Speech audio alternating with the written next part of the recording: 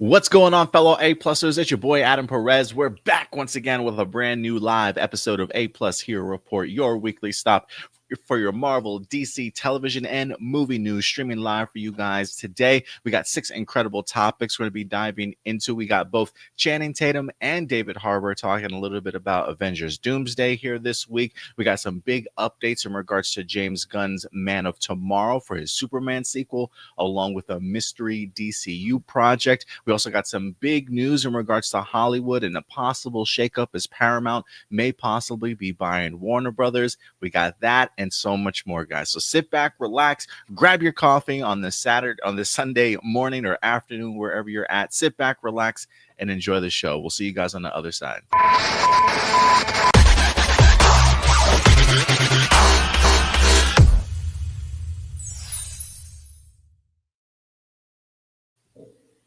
Good morning, one and all. It is, in fact, Sunday morning here in Fort Worth, Texas, reporting live for you guys. It is your host, Adam Perez, joined none other than by my co-host on the Bay side, Stuart Branscombe. What's going on, buddy? What's up? What's up? Yeah, not much. It's been a pretty decent week so far, and I'm excited. After the podcast, we'll be seeing the Demon Slayer movie in theaters, which is pretty cool. Like, I've been hearing really good things about it. That's dope, man. Look, let me tell you, I've not watched a single episode of Demon Slayer, but I have been seeing on my Facebook a lot of people going to the theaters to check out this movie. I'm like, dude, like, I knew it was a big anime, but I guess I didn't realize how like massive it was on that scale. So much so to where last night, my son, he comes into our room to go to sleep, and then usually once he's passed out, we'll transfer him to his bedroom, and we have our bedroom to ourselves, at least for a few hours. He would not leave the bedroom last night. So I found myself in the living room at like 1 o'clock in the morning, 2 o'clock in the morning. And I turned on Netflix, and Demon Slayer was the first thing that popped up. And so I was like, why not? So I dove into the first 3 episodes of Demon Slayer last night. I've been really trying to get back into anime a little bit. I saw Don or whatever the hell it is. Oh my god, my fiance and I love that show. I've heard great things about that. That was up there on the anime list too. So I decided to go ahead and tackle Demon Slayers just because the movie was out, and I'm like, I want to see what all the hoopla's about. But I have my eyes on a couple animes I want to try and get into. Yeah, no, I love Demon Slayer. I started watching it when the first movie, Moving Train, came out to theaters because I was working at a movie theater in the mall at the time, and so we had a lot of teenagers going into that movie. And when they were leaving, like they were all crying. Like I don't think I saw a single person leave that theater without tears coming out of their eyes. Wow, I didn't know it was like that. I didn't know Demon Slayer was like that. So yeah, so that's what made me go, I need to start watching this, and I've been into it ever since. And now they're ending it with a movie trilogy. So this is the first out of the 3, but they're coming out every other year. So because of that, I think after I finish this movie, I'm just gonna have to read the manga. I don't think I can wait to see how it all ends. It's like I'm just gonna be like, screw it. After this movie, I'm gonna pick up the manga where this movie leaves off, and finally catch up. That's what I did with Lord of the Rings. I hadn't read a Lord of the Rings book, and then I had seen Fellowship of the Ring, and I immediately was like, I need to know what happens. And so I picked up the trilogy and wound up reading the actual trilogy. So yeah, I know the feeling there. But yeah, Demon Slayer. Cool. What time is your film tonight? Film today? Oh, I think it's like 5 o'clock or something. It's like sometime early evening. Okay, cool. Well, enjoy it, sir. What was the last movie I saw? I saw The Conjuring Last Rites last week. Really enjoyed it. It definitely felt a little bit more back to form, certainly better than what was the last movie, The Devil Made Me Do It, or something like that. I believe that's what the name of it was. But this one was actually pretty good. So if you are a Conjuring fan, if you like the franchise in general, I don't think you guys would be disappointed. It felt like a very proper sort of send-off and farewell. But there's a part of me saying, I don't necessarily think this is going to be the end for this franchise. But we'll see what they come up with. I had a nickel for every time like a horror movie franchise advertised itself as like the last in a series, and then they made more sequels. Yeah. Yeah. like Friday 13th Part 4 is my favorite example, where they literally title it the final chapter.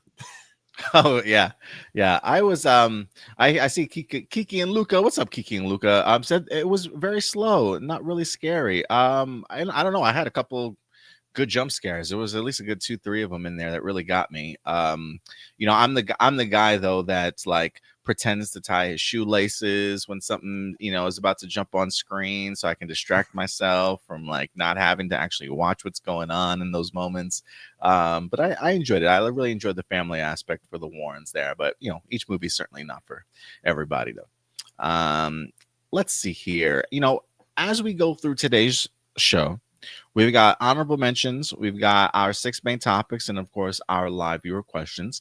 I want people to always remember these are simply just our A+ opinions, but we always want to know yours. So feel free to let us know your thoughts inside the live chat or as we're talking about these topics to certainly add to the discussion. We'll certainly go ahead and bring your comments up. If you want to support the channel monetarily, because we don't have any sponsors, super chats are available, super images, anything that you want to go ahead and help out to the channel certainly is appreciated. And if you can't help us out monetarily, because trust me, things are tight for a lot of people out there, a like certainly goes a long way. Sharing these videos, clipping these videos, and spreading them around certainly does go a long way. So if you can't help out monetarily, please hit that like button. Let's see who's in the live chat, man. Let's give some shine to some people joining us here today. Enrique, just saw the trailer for Pixar's Elio. It will arrive September 17th. Oh, Disney Plus. I was like, didn't that movie already come out? But yeah, for the Plus release. I still have not seen it though. Pixar's Toy Story is re-releasing in theaters last Friday in honor of the 30th anniversary. That's cool. Teaser trailer for we'll talk about that in just a little bit, Enrique. Also saw the second trailer for Marvel Animation's Marvel Zombies. Yeah, we might talk a little bit about that. We got Ram Jam in the house. What's going on, Ram Jam? Good to see you. Stuart, did you watch the Canelo and Crawford fight last night? I did not. I did. My boy Manny tried to reach out to me to ask me a question, or not to ask me, to invite me over. He invited me a couple days ago, and I never got a chance to respond to him. But things just got kind of crazy for us in regards to our schedule, and so I wasn't able to go out to his place and watch the fight. But after my son passed out, I did go ahead and watch the fight in the living room. Great fight though. I thought it was a great fight, man. I was a big fan of it. We do have a super chat. Am I right? Yes. Oh, heck yes. Kiki and Luca with the super chat coming through. Thanks for the show, guys. It is part of my weekly routine. I'm starting to notice this, Kiki and Luca. I really appreciate you certainly always coming through. I feel like you, Marcelino, I feel like we have a lot of regulars. Kiki and Luca are definitely like our most recent ones. So we definitely always appreciate having you here and certainly sharing your thoughts. So thank you so much, Kiki and Luca. Trust me, that $5 will go a long way. Let me see. Marcelino says, I brought some of my first comics, including Sentry, Batwoman Elegy, West Coast Avengers, and House of M. Very nice, Marcelino. Congratulations. Welcome to the comic book world. Yeah. I also got caught up in Alien Earth and even rewatched the first 2 episodes, and I'm hooked. At first, I wasn't sure, but now I see where the story's going. You know what? Me too, Marcelino. Me too. I don't want to say I wasn't hooked. I think the idea of the synthetics having like these children minds, I wasn't quite sure how I felt about it as like a hook for the series itself. But as each episode evolves, I effing love it, dude. Like, I really love the dynamic that it's bringing to this show, and I'm truly. It's interesting to see the players really making themselves known right now. So yeah, I've become a big fan of it too.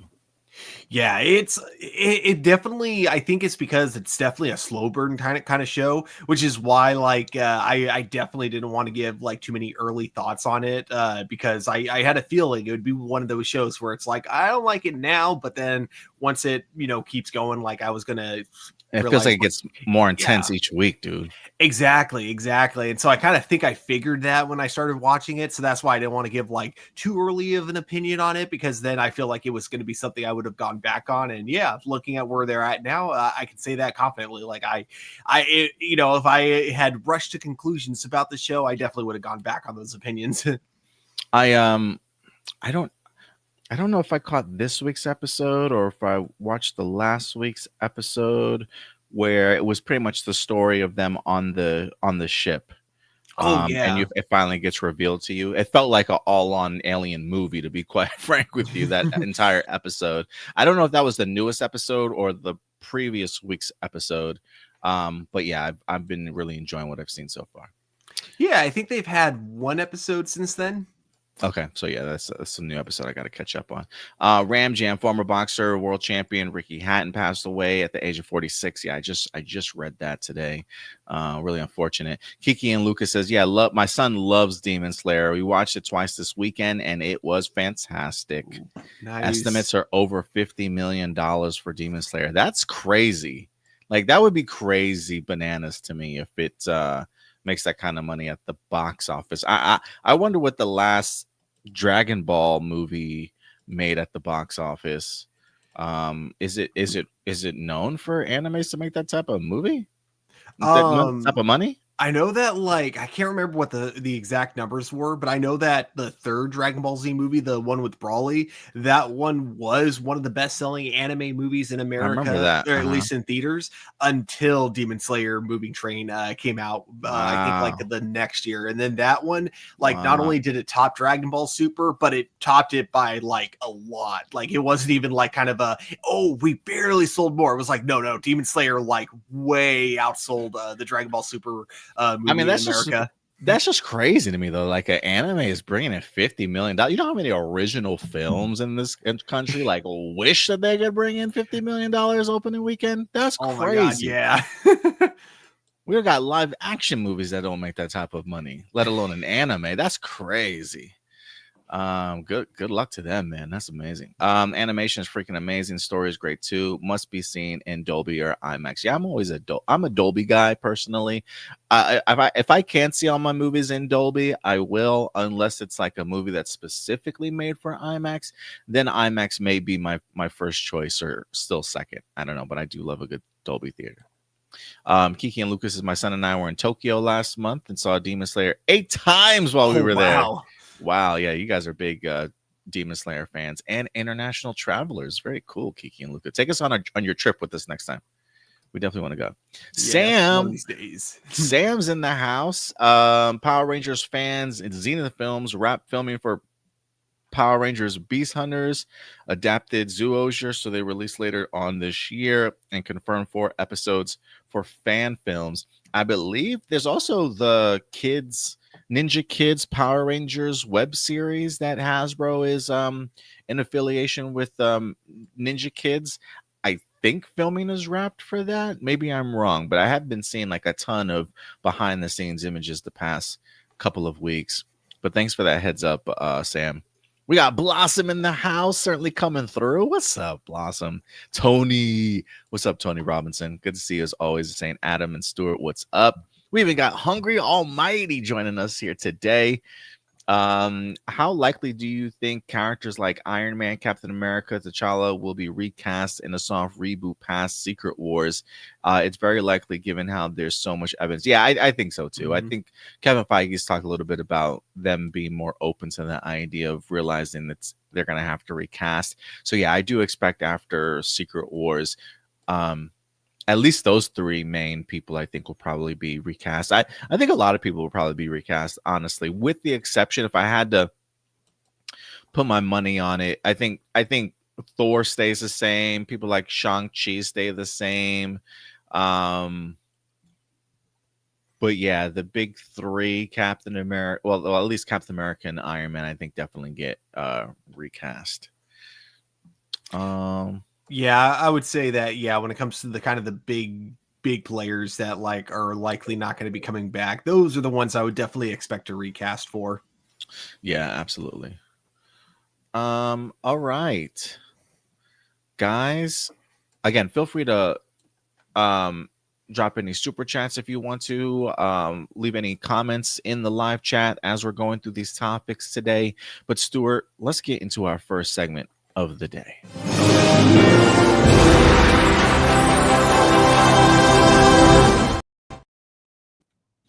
We got a couple. Probably, if anything, I might try and bring up YouTube. Some of these we might actually watch if you're down for it, Stuart. But first thing I want to bring up, do I need to pull up? Damn, dude, we got trailers for all of these. Yeah, I guess so. So the first non-trailer one, I guess we'll talk about. The Russo brothers dropped this cryptic image this week. I don't know if you saw this or not, Stuart. Did you see this? No. Was Yeah. this recent? Yeah, this was this week. I want to say at the beginning of this week, the Russo brothers say hashtag Doomsday is coming, and then this very blurry image. People have been trying to decipher it. I don't know what the theories are going around here, but the first thing when I look at this looks like a chalkboard to me. Mm-hmm. It's just like a chalkboard, maybe been used a couple times, right? You can see some of the things that might have been faded at one point, besides the really distinct things that are clearly, I mean, not clearly written, but clearly there's something on here. This feels like either a Reed Richards sort of equation or maybe even like Beast or something. But I have no idea what it is that I'm looking at. Do you have any? Is this your first time seeing this? It's my first time seeing this, but like for me, it's kind of reminding me of the chalkboard that we saw in Fantastic Four. The one it was like, yeah, they're briefly really when long Reed one? Richards, was teaching the kids about the multiverse. Oh yeah, it does. Oh yeah, you're right. It does look like that one. Maybe there is a multiverse lesson coming here in this one. We also, believe it or not, got our very first look at the next season of The Witcher. The Witcher, I think this is the 4th season. And this is the first one without Henry Cavill. Yep, that is in fact Liam Hemsworth as Gerald here, taking over for Henry Cavill. So it should be interesting to see how. I think there's actually even a trailer. Let me see. Did they drop a trailer? Yes, there was an official teaser 14 hours ago. I think I don't know how people feel about Liam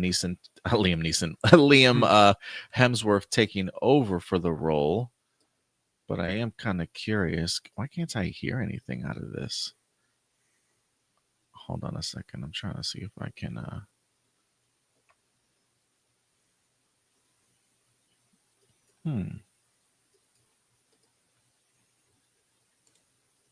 I'm trying to play it on my computer to see why I cannot hear this.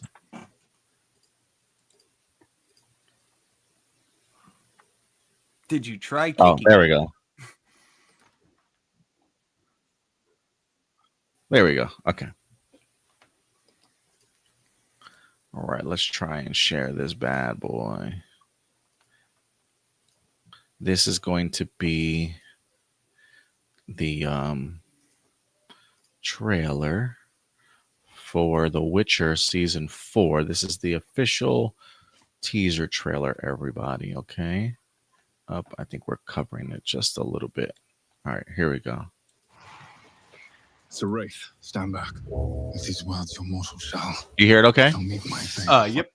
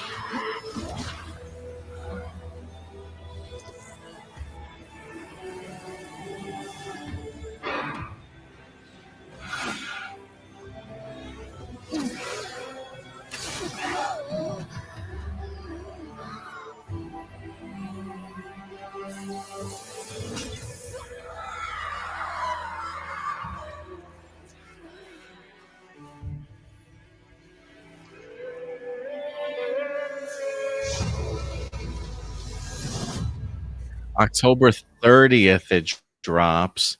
It is interesting they call this a teaser. That just felt like a clip to me. Yeah. Yeah, any thoughts? I mean, I mean, yeah, it looks it looks all right. Yeah. Yeah, it's like I fell out of the show after season 2. So I have I have no idea what's happened in season 3 or in the spin-off like kind of mini series that they did. But yeah, I'll say that like Liam Hemsworth, it's hard for me to see him as the same Geralt that we left off in The Witcher. As I'm watching him in this clip, it's not that he does a bad job or anything like that, but just he does not feel like the same character, despite the fact that he doesn't even have any lines. I don't know. Yeah, I mean, like it is interesting. Like when I watch him, I can see the mannerisms and the movements remind me of Henry Cavill's Gerald. So in that regards, for sure. But I'm gonna have to definitely wait and see see a little bit more from him. Action looks pretty cool, special effects wise for the Wraith. I thought was pretty legit. But yeah, it's definitely gonna take some getting used to when it comes to Liam Hemsworth. But yeah, that is our very first look, as the season itself is set to go ahead and drop October 30th. We also got a trailer and a title announcement for the next Super Mario movie. The Super Mario Galaxy movie is what's officially being titled here, as we're getting our animated sequel. And not only that, but they did accompany the official title reveal with a brief little title announcement.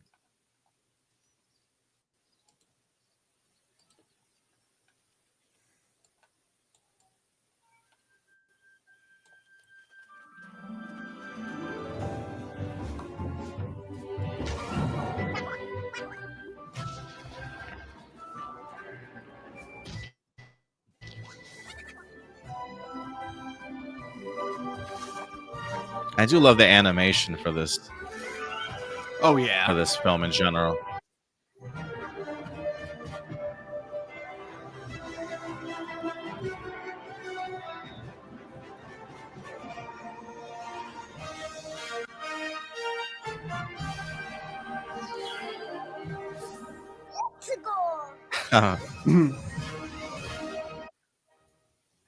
The fact that that butterfly survived all the way from Earth and flew all the way into space is crazy to me.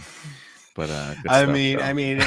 it comes from a movie about a plumber who can, go into pipes that lead to alternate dimensions. So I can believe like a butterfly surviving space. That butterfly better be like a power up in this movie, like to unleash a butterfly mode for Mario at some point in time. But yeah, that was the. I was just gonna say I don't remember that ever being in the game, but that would be kind of cool, like a butterfly power up, because then you have that extra challenge to get this power up. You have to chase it. Oh yeah, and it would be like I think there's like is there like a bee power up? Why do I remember like Mario Galaxy there definitely is. So maybe we'll probably see that in this movie, but give me a butterfly power up too, one that he can actually go into space with. Why not? Yeah. We also we had a teaser trailer also for Wake Up Dead Man, the next installment for the Knives Out movie. Let me go ahead and pull that up. I know, Stuart, this is on your top 5 most anticipated list of the year. The trailer already has raked in like 2.8 million views or something like that within a week. So people are definitely excited for this film. If you haven't had the opportunity to see it, we do have a brief trailer for you guys here. Let me go ahead and pull this up here. This is the Wake Up Dead Man official teaser.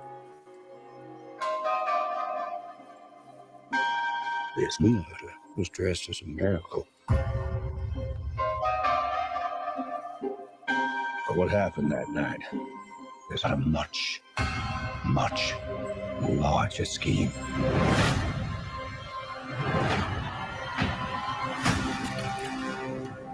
To understand this case, you need to look at the myth that's being constructed. A man gives a sermon. He then, in plain sight of everyone, walks into a sealed concrete box. And 30 seconds later, that man is lying dead. A classic, impossible crime. Okay, you're freaking me out now. This is a holy mystery. Unsolvable. Holy shit.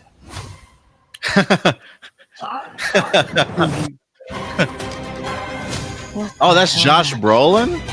And that's Mila Kunis, right? What is true? That's crazy. We don't know that. We don't. What exists? Does any of this exist?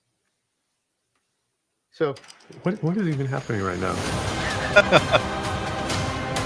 It is time to discover what this flock of wicked wolves is hiding. Confess. All right, stop. Here's what's gonna happen. Benoit freaking Blanc and I are gonna ask you all some questions, and you're gonna answer them. We're gonna get to the bottom of who killed Monsignor Wicks and why, and then that's it. Who wants to go first?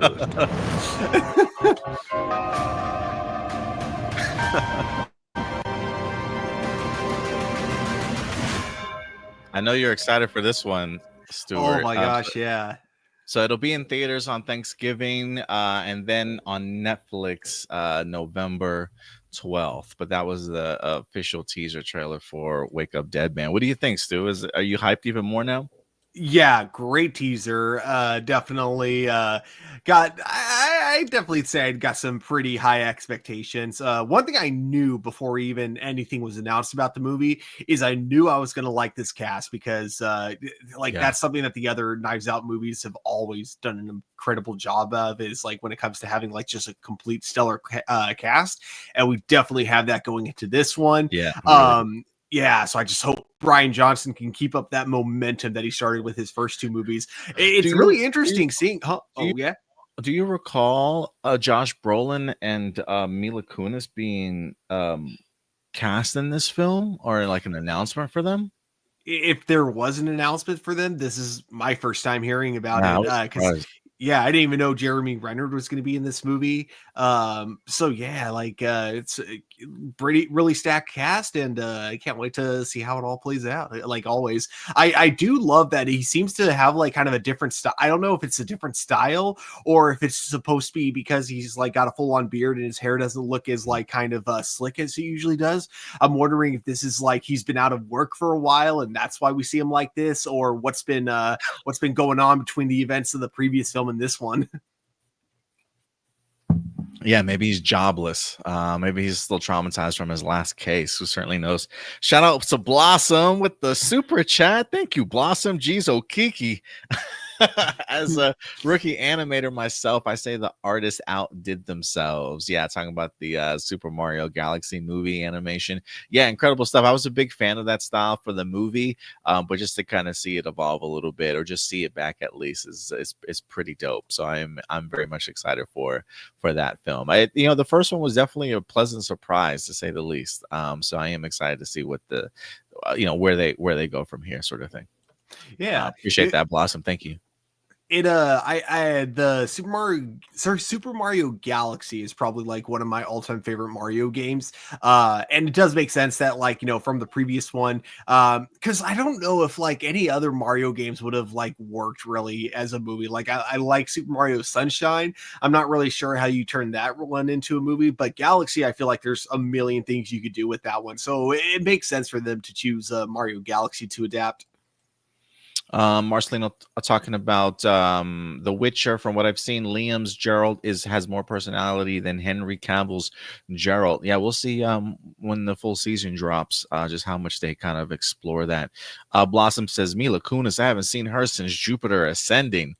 Yeah, I'm trying to think of what else she's been in a minute, but it was definitely a surprise. Yeah, I gotta say, for the trailer itself, what really stands out to me is that, like, visually and just from a creative like standpoint of filmmaking, this film feels yet again like a different film, like a different movie. Like, it doesn't feel like the first Knives Out. It doesn't look or feel like the first Glass Onion, like Glass Onion at all. So I do love to see the range that Rian Johnson is showcasing that he can do when it comes to these sort of whodunit mysteries, and just shows that he's probably got more in the bag if he really wanted to. He could probably do another one of these. I think he said he had like 5 movies in mind for this franchise, which I mean, works when you look at it like in the same sense of a TV show, where it's like you're not necessarily trying to move a story forward. You're just trying to tell a new story every time with the same character who we've known from, the last couple of movies. Yeah, absolutely. Sam, what's up, Sam? It says, good to see Daniel Craig and Andrew Scott reunited again since Spectre, the James Bond film. Oh, okay. Yeah, see, I think I missed Spectre. That's right. I forgot he was in that. So that's cool, though, that they get the chance to reunite. Is that the preacher or the pastor that's working beside him? That's helping him? It's who's Andrew Scott? He one of the other characters that's like at the church. He was also in, if it's not, I think it's the actor I'm thinking of. He was also in Black Mirror, but I think he's most known for Sherlock, where he played Moriarty, the Benedict Cumberbatch Sherlock series. Gotcha. Okay. And then last but not least, I can't play this trailer, or at least I don't necessarily want to, just because of the TVMA stuff. But Marvel Zombies is in fact back. They dropped themselves a brand new teaser trailer this week. I think the series is set to go ahead and release September 24th. So we're literally like 10 days away from this 4-part miniseries. But it's a great trailer. These trailers for Marvel Zombies have been amazing. The soundtrack alone, in regards to like the death metal or the heavy metal that they have involved in here, not only the animation that really works for me, but the editing of this trailer, the fast pace of it all, really kind of builds the tension and sort of like the chaos that is this world that we're going to be kind of thrust into. And every time I see a Marvel Zombies trailer, man, it continues to win me over again and again. I truly cannot wait for this, Stuart. Like, I look at this very much as like its own standalone thing, not really connected to anything. So I'm really hoping that they take really big swings with this miniseries and give us something, not necessarily straight adapted from the Marvel Zombies comic book run, but just really taking maybe some liberties and just really having fun with it. But it doesn't look like they're going to hold back anything when it comes to this series. I don't know if you saw the recent trailer this week or not, but yeah, I'm excited for it. Yeah, I don't think I've seen the most recent trailer, but I did watch the first one that they released. And yeah, I agree. Like, I love, first of all, the soundtrack that they used, like you said, was great. Gets me hyped. Yeah, but I love that. They're very clear with the trailer. They're like, yes, this is an Avengers adjacent type show, but no, it is not your usual family friendly one. This is very much it is R-rated, and we earned that R rating. Yeah, I think they're definitely going to earn it. But yeah, guys, let us know your thoughts on some of these topics and some of these trailers. What television series, what movies are you certainly looking forward to? Please go ahead and let me know. There was one bit of information I didn't put up here. We talked at the beginning about me seeing The Conjuring: The Last Rites. There was a report, I think, from Deadline this week saying that they may try and see if they can explore a prequel movie of some sort. I don't know where you go prequel wise. Before the Warrens were the Warrens, I don't know where you go, or maybe like their very first case, and you get like a younger group of actors to play them. That I certainly don't know, but they, considering how well it's doing at the box office, they're definitely eyeing trying to do more, despite them saying this was the final movie.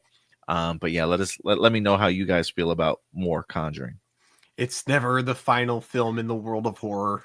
It's never or the world of Fast and the Furious. Oh, that too. Like, this is the last movie, but we're gonna break it into 2 movies, make it a 2-parter.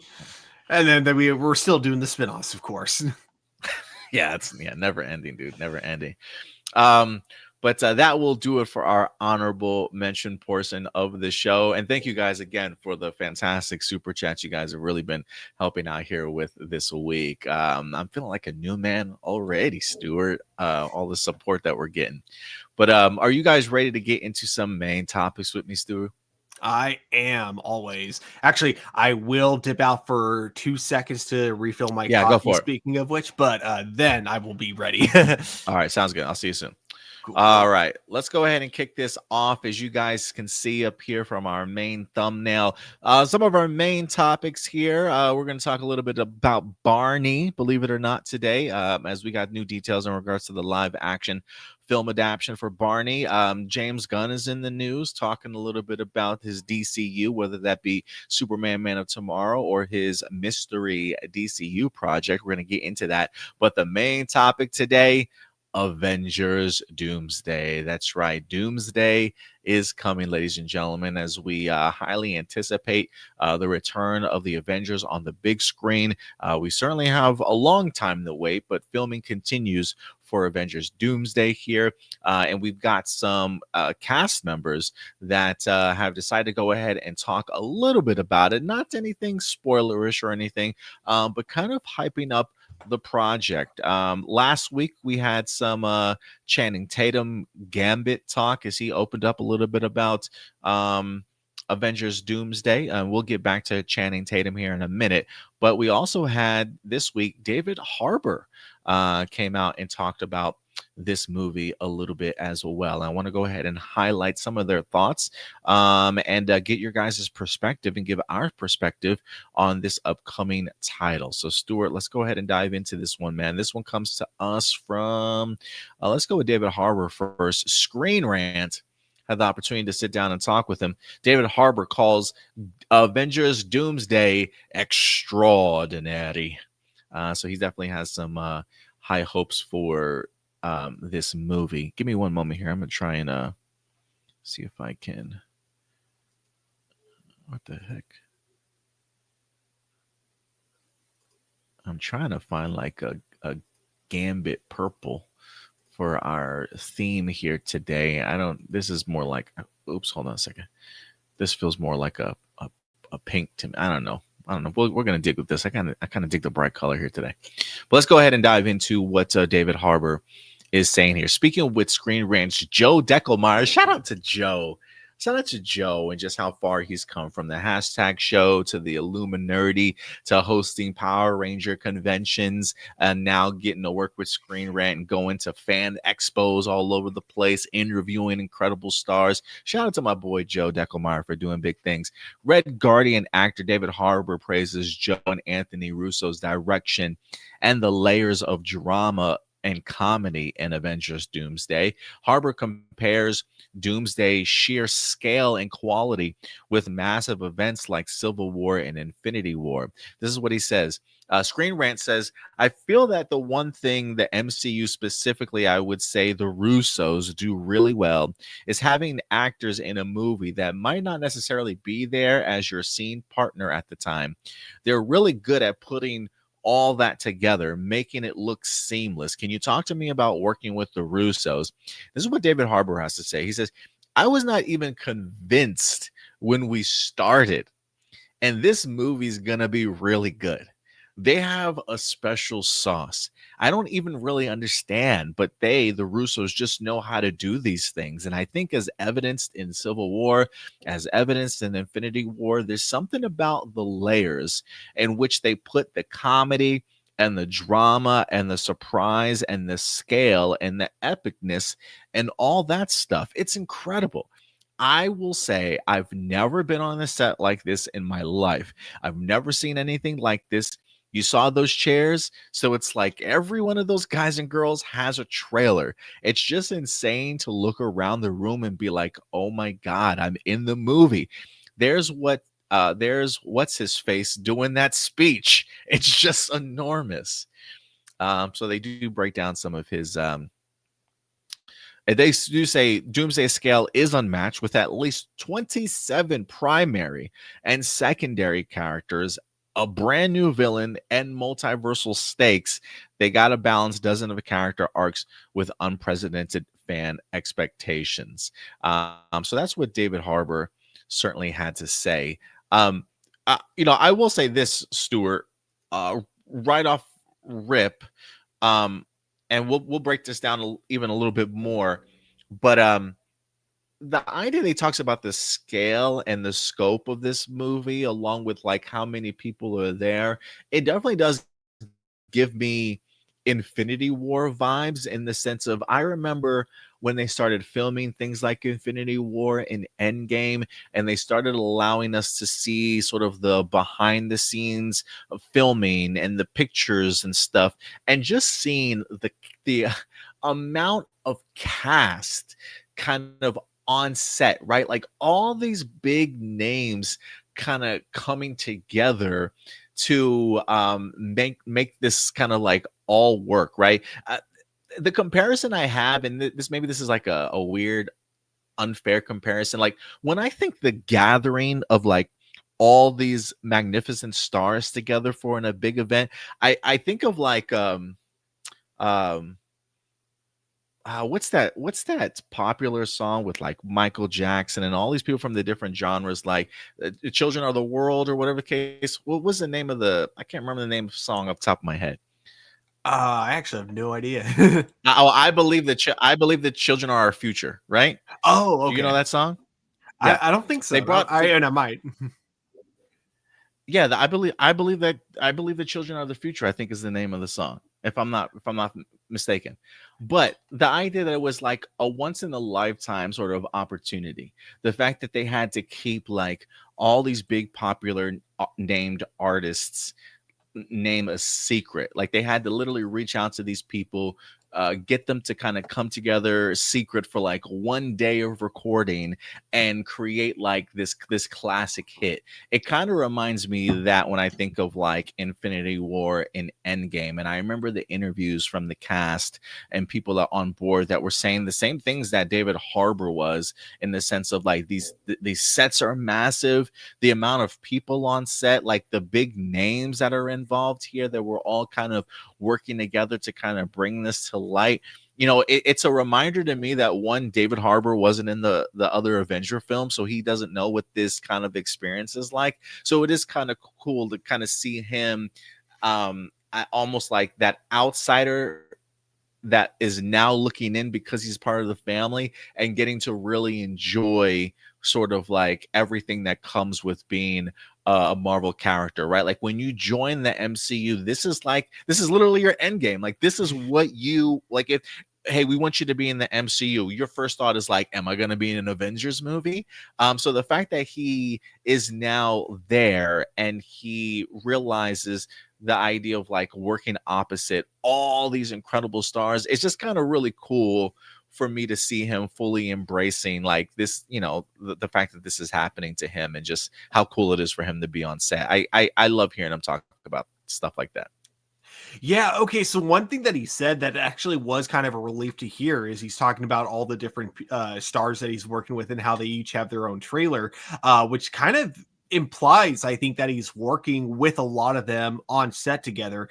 And I think that's been like one of my problems with a lot of Marvel movies, like especially like ever since Doctor Strange Multiverse of Madness. Like you technically had this with Shang-Chi, but with Shang-Chi it was an after credit scene, so like no one cares like how if they take shortcuts with those. But like for Doctor Strange Multiverse of Madness, you had like a whole movie, you had a whole scene that was like, part of the movie itself, where like you had so many like big star actors, but none of them are in the same room together. And it's so obvious, like when you watch the scene like that, when you get to the Illuminati scene, all these guys are filming separate days and just being pasted in together. So from the way David Harbour talks about this, you get this really big cast with the upcoming Doomsday movie, but it sounds like actors are going to like actually be on screen together instead of just like constantly have to cut and paste, which is kind of like one of the biggest things I was worried about going into this. When I saw how big of a cast that it was going to be, my first thought was, right, but how many people are actually going to be like in the movie together, and how many people are just going to be,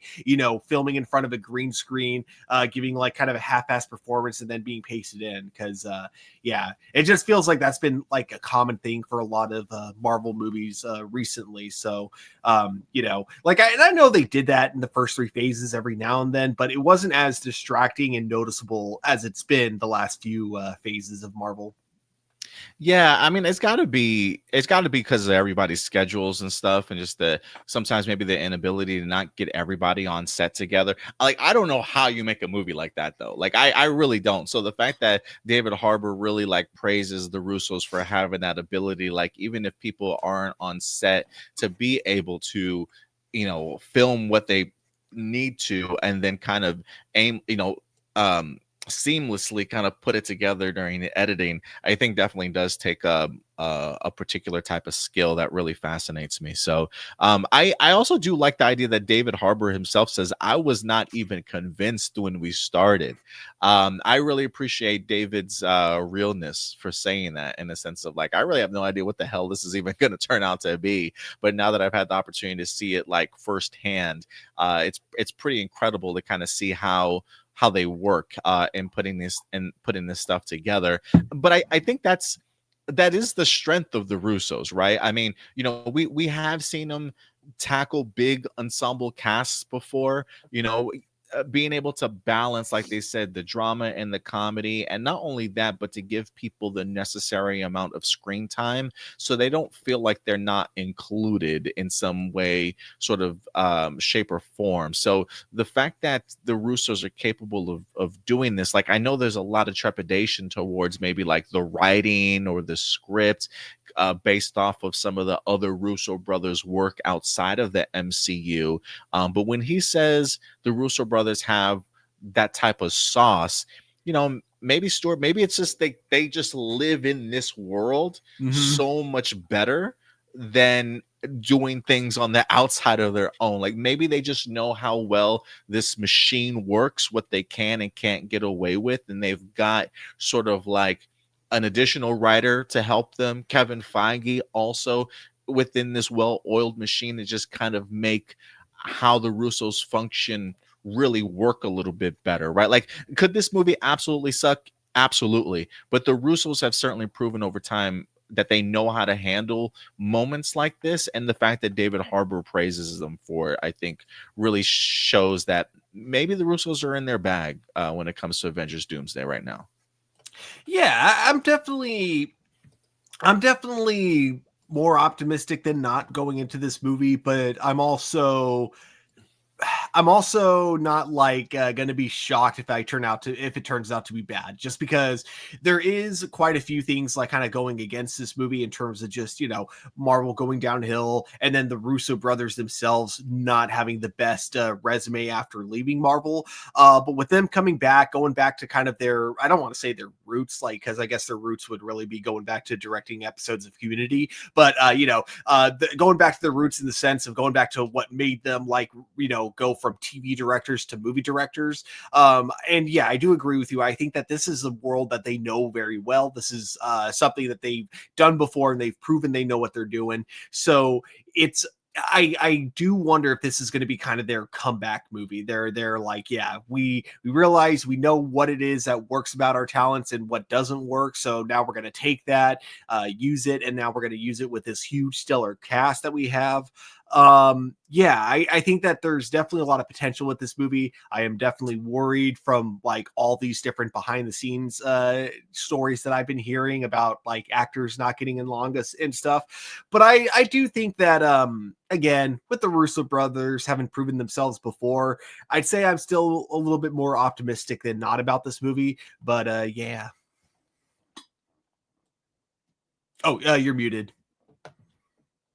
Yeah, I was gonna say, I do take a lot of those rumors with a grain of salt, or at least like not as big as I think the media is certainly making it out to be. I mean, the rumor going around was that it was Ryan Reynolds and Robert Downey Jr. and we've had a ton of people debunk that already. Like they're not even on set together, or like they have met each other like one time before all this sort of thing. So I it wouldn't surprise me if there was some sort of tension on set because of just some of the big name stars that they have here, but I really do think it was kind of blown a little bit out of proportion for the most part. But who knows? We'll see. We'll see. From what I had heard, and this comes from Comic Book Cast, and they're usually, from what I've watched of them, they usually do a good job of like taking from actual like credible sources. And in this particular case, they even kind of say that this is not necessarily 100% the case, but it was that Robert Downey Jr. wanted to reshoot a lot of the Doctor Doom scenes because he didn't like the performance that his stunt double was doing. So he wanted to do the scenes as Doctor Doom. And I guess where the tension with the other actor, which we still don't know which actor it was, I guess that's where it came, because that actor was like saw it as, oh hey, now you're taking away other people, it's like for one, we have to stay while we're refilming all this stuff, which means that if we had like another job lined up, now we have to put that on hold. And then the other thing was just it also kind of prevents them from doing reshoots of other scenes if we're focusing solely on the Doctor Doom scenes. But yeah, that's all. Take that all with the grain of salt, of course. Oh yeah, no, I totally get it. I mean, it is called Doomsday. I mean, we kind of got to get the Doctor Doom scenes right. You know what I'm saying? Definitely. Speaking of Doctor Doom, this week they did drop. Look, I saw this image. This was a promotional image that's been circulating the internet here this week. I can't remember where this image came from, but it was promotional material for Marvel Studios. They had Spider-Man, I believe, to his Doctor Doom's right. I think there might have been another character to Doctor Doom's left also. But some people are saying that this might be the first official look at the Doctor Doom costume. I don't know if Marvel's come out and said anything, or I know this was a promotional image. I just cannot remember from where. But take this, I guess, also with a grain of salt. Who knows what's going on, what's being pushed around out there in regards to Doctor Doom quality or costumes. But I just thought this was a pretty good look if this was in fact the true final image for Doctor Doom. But we'll see. I hope it's real, because like it looks legit. So like Doctor Doom obviously is just as much of a sorcerer as he is like a scientist. And one thing I was worried about when they were like mentioning Robert Downey Jr. as Doctor Doom, and I was worried it was going to look like an Iron Man's costume just with the Doctor Doom cloak. I think that was like the biggest concern I had. But if they're going with a design like this where it doesn't resemble Iron Man in any way, shape, or form, I'm all for this, because then it means that they're likely going to tap into the full lore of Doctor Doom, and they're not just going to make him evil Tony Stark. Yeah. So I'm hoping this is right. And I usually don't like posting things like that unless I feel pretty confident about it. We try and, or at least if there is some uncertainty, we'll definitely give you a little bit of a warning so you guys can look it up yourself if you want to, but definitely go ahead and check it out. Channing Tatum is also back in the news, talking a little bit more about his time on the set of Avengers Doomsday. I want to go ahead and bring you some of his quotes also. Tatum says fans aren't ready for Avengers Doomsday. It's going to melt your brain, is what he says. That's pretty intense. I don't necessarily want my brain melted. I would like to enjoy this movie, Channing. But let's see what he says. Tatum reflected on that first day on the set of the third Deadpool movie, admitting that he felt like he was having an outer body experience as his childhood came to life again. And that happened again tenfold when he stepped onto the set of Doomsday. He says, yeah, it happened on Deadpool and Wolverine. I came to set and I've seen Ryan Reynolds as Deadpool, but I hadn't seen Hugh as Wolverine. Then I showed up on set and then I'm Gambit. And I feel like I'm cosplaying my childhood, essentially. And then I look over and I'm like, there's Wolverine. Then I look over and I'm like, it's Blade. It's Elektra. It's everybody. I'm freaking out inside. I'm really freaking out. And it's the exact same way on Avengers Doomsday. You just can't understand what this is going to be. Anybody that has ever loved the things growing up, it's going to melt your brain. It's going to be the biggest thing they've ever done. That is for sure. I love that he talks about this like we didn't just get Infinity War and Endgame as like the biggest thing we literally have ever seen. But I can totally relate. He says, asked whether he had wrapped filming yet. Tatum admitted despite other actors who have already been and gone from the set, he confirmed he hasn't done filming yet, saying he's still got more. But when he was pressed as to what that meant, Gambit as a substantial role, he kept saying, oh no, I can't say that. I definitely can't say that. You know, Marvel. But one thing he had no problem talking about was his love for the character. He's such a fun character. Even when he's fighting somebody, he's flirting with them. He's great. He's like my favorite guy. So yeah, there you go. He says gonna melt your brain, guys. And if you ever grew up loving these things, yeah, this is definitely gonna be for you. What do you think, Stu? Yeah, it sounds like he's having an absolute blast on set. So yeah, I look forward to seeing him. And I think it is kind of it was a smart decision to have him like kind of tone down the over the top accent that he used in Deadpool and Wolverine. But yeah, yeah, bro, we need to understand you. This is coming from a guy that was in Deadpool Wolverine, where he got to fight alongside with Wolverine, Deadpool, Blade, Elektra. So it's like if this guy is saying that like Avengers Doomsday was a blast and working with all these people, then yeah, I definitely believe it. I gotta tell you, this just I feel very relatable in this sense. Not that I've ever been on set or I've seen anything like this before, but like, as a comic book fan growing up, I dreamed for movies like this. Mm-hmm. I always wanted to be able to see these characters that I loved kind of on the big screen for the very first time. And to kind of be able to see going all the way through phase 1, 2, and 3 and seeing it culminate in something like Infinity War and Endgame, like, that to me is just like peak nerddom, like the times we truly kind of live for. And the fact that like I freaked out seeing them on set. And so like when Channing Tatum says things like this, like one, it just kind of reminds me like, man, he's just a big nerd like we are, just really being able to enjoy and appreciate what he's seeing on set while he's going to film, and really understanding like what it means to be able to bring all these characters to life for people that have really loved these characters for such a long time, and I think especially if you grew up in a time period before comic book movies were a regular thing, I think you have a different level of appreciation for when these things come out. Just because it's like you probably never thought you get the opportunity to see this in your lifetime. And so when he says you just can't understand what it's going to be, that he's freaking out inside, I'm like, yeah, I can totally understand that. And it's one of the reasons why I love Avenger films as much as I do. So I appreciate Channing Tatum truly getting that and understanding it. So I hope he's able to bring that love for that character to his role. And I hope he shines like he did in Deadpool and Wolverine for sure. I hope he's got a nice role. So we'll see how it goes.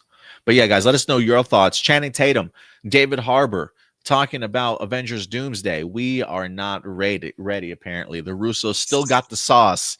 This movie's about to melt your brain. What do you guys think? Let us know your thoughts in the comment section box below. Totally not just hyping us up because they get paid for it. Yeah, absolutely not. Absolutely not. All right, guys, with that out of the way, let's go ahead and dive into some other news as Superman is back in the news here this week. Over the past week or so, after we've had the announcement of the upcoming Man of Tomorrow movie that is set to go ahead and see Superman and Lex Luthor in this film once again. There's been rampant speculation in regards to what this movie is certainly going to be about. James Gunn has already announced that Man of Tomorrow is set to go ahead and release in July of 2027, so 2 years away. And production should be beginning relatively soon, I guess you can say. To celebrate the announcement last week, we we did get a bunch of DC artists to go ahead and highlight and promote the idea of Man of Tomorrow with these great brand new images here for you guys. But this week, James Gunn is giving us a nice update in regards to Man of Tomorrow. So let's go ahead and dive into this, Stuart, and see what James Gunn is talking about. This comes to us from Gizmodo. James Gunn teases what the Superman follow-up Man of Tomorrow will be about. So we're finally getting ourselves some new insight, as he had the opportunity to sit down with Howard Stern and had a brief discussion about the follow-up for Superman. When James Gunn announced Man of Tomorrow back on September 3rd, it came with artwork of Superman and Lex Luthor. Stars David Corenswet and Nicholas Hoult also posted artwork featuring their characters, so we knew Superman and Lex would be reunited in what was previously specified as not being Superman 2. To Howard Stern, Gunn called it the Superman sequel, noting we're starting to shoot in April or so. So they did talk about last week. We talked about this, Stuart, that they had announced that production was going to begin in the summertime. We didn't know exactly what portion of the summer. One of the things that I had said was I wouldn't be surprised if it actually is a little bit earlier than that. I was going to be under the impression maybe like February or March, but it looks like they're going to be going the very beginning of summer, kicking off in April. So April 2026 is when production begins. He also said, we released the fact that we're coming out with a Man of Tomorrow last week. It's going to be out in 2 years in theaters on July 9th, 2027, which is relatively a short time between sequels because we knew immediately where we were going. And it is a story about Lex Luthor and Superman having to work together to a certain degree against a much, much bigger threat. It is more complicated than that, but that's a big part of it. It's as much a Lex movie as it is a Superman movie. He says, I love working with Nicholas Hoult, who played Lex. I relate to the character of Lex Luthor, sadly. So I really wanted to create something extraordinary with the two of them. Oh, man, I just love the script so much. I'm excited for people to see the movie. He also touches on 2026's Supergirl. We're editing it right now. The movie is coming out fantastic. Millie Alcock, who plays Supergirl, might be the best bit of casting I think I've ever done in my entire life. I think she's absolutely stunning in the movie. And Clayface, among other current and upcoming projects. So yeah, that's what we have so far in regards to what you thinking, Stu?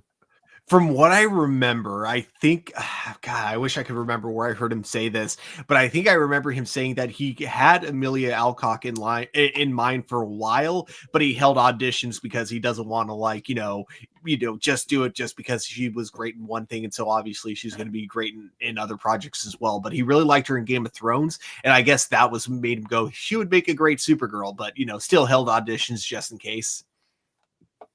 Yeah. I mean, to be fair, I watched Superman, and literally, as much as I enjoyed the movie, the Supergirl scene was my best scene in the entire film.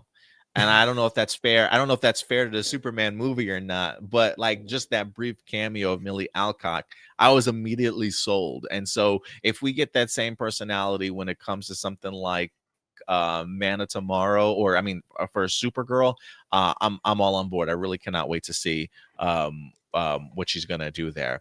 But Stuart, he does give us some new insight. He does confirm, hey, this is a Lex and Superman movie, that this is as much of a Lex movie, in fact, as it is Superman.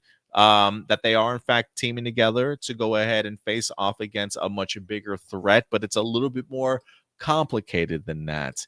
What do you take away from some of his words here? I absolutely love it when superheroes and villains have to team up to take down the bigger threat. And yeah, I think that Lex Luthor and Superman team ups are usually some of my favorites, because for a fact that at some point Lex Luthor is going to probably try to stab Superman in the back. Yeah. Even if it means kind of screwing everything up in the long run. He is not the kind of man that can let an opportunity like that fly. So I'm excited for this because I know that these two are gonna absolutely hate each other, and I know that their reluctancy to work together is just gonna lead to some great on-screen banter between the two of them. And I really hope this movie tricks me. Like, and I say that, but I also think that if I'm going into this mindset, it's going to be really hard for the movie to do this. But what I mean is that you often have this trope where you actually start to really like the villain, because when they start working with the hero, you start to see a more vulnerable side to them that you hadn't seen before. And you're like, maybe there is some room for redemption with this guy, only for them to just make a complete 180 by the end of it and go, nope, I'm still the same scumbag. And I want this movie to do that. I want this movie to make me love Lex Luthor and go, maybe he's not so bad after all, only to then just have something that completely makes me take a 180 and absolutely hate him again. There's so much potential with the two of these guys teaming up, and we already love their banter and just their overall chemistry that they gave us in Superman, the first James Gunn movie. So, that was with them already being enemies. So now seeing this with them having to work together, the potential is there. Yeah, I definitely agree that the potential is definitely there. In fact, I really do think that this movie is going to be better than Superman. I really do. When he says things like he says, "Oh man, I just love the script so much. I'm excited for people to see this movie." I don't know. I feel like I don't know if I recall James Gunn saying that about his own Superman script or not. But the fact that he's given his own script such high praise already, I think he might actually enjoy it a little bit more than the Superman movie that he wind up writing. And one of the things that we talked about, Stuart, was the idea that, like, when it comes to certain characters, I think James Gunn does an even better job of writing for characters that he can really relate to. When he writes for somebody like Peacemaker, right? Like Peacemaker season 2, to me, feels better than the Superman movie certainly did for me. But I think it's because he relates to some of these characters a little bit more than he does, say, Superman. And so the fact that he is making this Man of Tomorrow to also include Lex Luthor, to where he even says, like, this might even be more of a Lex Luthor movie than anything, and I can personally relate to it. I just feel like this is, when James Gunn talks about, I had to kind of find my way into a Superman script, this is his way into the Man of Tomorrow script. And because it's so relatable to him and he loves the script so much, this is why I think that he's going to be able to inject a little bit more of himself into this film, and it'll feel a little bit more cohesive in regards to what this film truly wants to be. And there's a part of me that feels like this may actually turn out to be a better movie than what Superman certainly was. With that out of the way, I do love hearing just like that he has a goal in mind, that they know where they want to take this story, and the fact that this movie is only going to come out in 2 years. Stuart, we're going to get 2 Superman movies before we even get Blade, bro. Like, we're getting an entire DCU before we even get a Blade movie. And to me, that just showcases the idea that there is a plan, that they know the direction they want to take these characters in. They're continuing to write, they're continuing to do, revisions of the scripts to make sure that they're ready to go. And the fact that James Gunn's already announced this with the release date, he's got everything certainly in place here. So this just gives me even more confidence in regards to what this movie could potentially be. But I'm really excited for this one for sure. Yeah, I definitely agree because I think that James Gunn's biggest strength is writing characters who are kind of misfits. And I think that that's something that he did like we got a little bit of it in Superman, don't get me wrong, because Superman himself kind of a misfit, and then I guess you could say that like Lex Luthor is a misfit like on the inside, but like, portrays himself in like such a way that like, makes him seem more confident than he actually is. But so like that's always been James Gunn's strength, but like you see it a lot more in Peacemaker when he's able to write characters that are completely like flawed. In fact, that's like kind of the base of a lot of their characters. Same with Guardians of the Galaxy. So I'm wondering now, like with this movie, with Lex Luthor and Superman, I feel like he's going to be able to really show off more of the flawed side of both of them with the two of them working together. And so I think that'll be where we get to really see a lot of his strengths shining through in this. So I'm kind of with you in thinking that I think this one might actually end up being better than Superman. Yeah, I definitely think the potential is real and is very much there. I do like the idea that he says that it's a little bit more complicated in regards to them having to team up and just defeat this this much bigger threat. I am there with you that it would be really cool to kind of see Lex Luthor showcasing the side of, is there going to be a turn, but only come to realize that like Lex Luthor is just the same old Lex Luthor at the end of the day. Always having sort of like that secondary plan, maybe teaming up with him to help out to a certain extent, but also having a plan B to kind of take advantage of whatever said plan that they've come up with to put him sort of in the hierarchy of power in some sort of way, shape, or form. Like, so definitely leave it up to Lex Luthor to try and pull off something like that. For the big threat, though, are we going with Brainiac here, would you say, for speculation? Or do you think that there's another bigger threat out there that might be the focus on it? Do you think like Brainiac is too obvious for that, or do you think James Gunn could make the obvious pick really work, or do you think it's somebody else?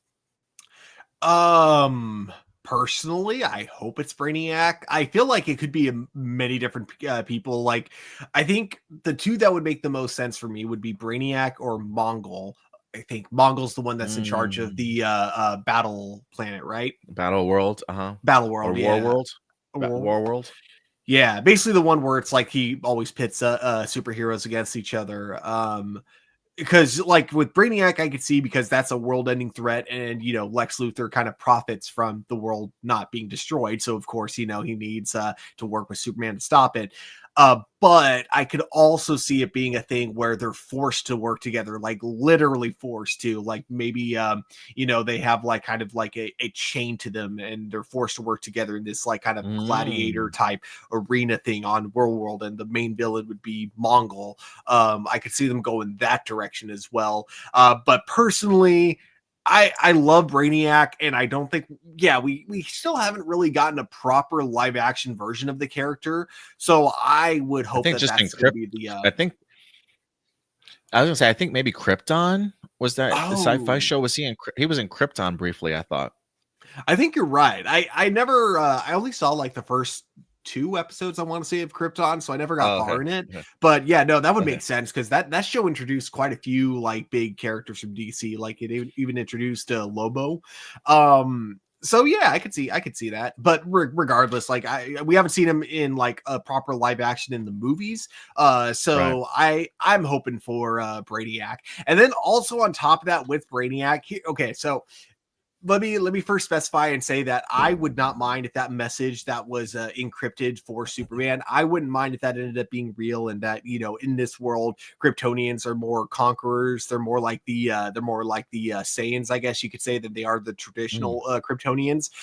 But I also think there is one way James Gunn could retcon that, and I think fans would be okay with that, and that's if it was Brainiac that corrupted the message when it was being sent to Earth. Because I guess you could say that Brainiac is the kind of guy that can corrupt a message, and even Earth's like top like tech experts wouldn't wouldn't be able to tell that it's been fake Sure. or corrupted. So that would be one way James Gunn could write that his way out of that situation if he wanted to. Again, I don't mind if he does or doesn't, but I think that is a potential opportunity if you bring in Brainiac.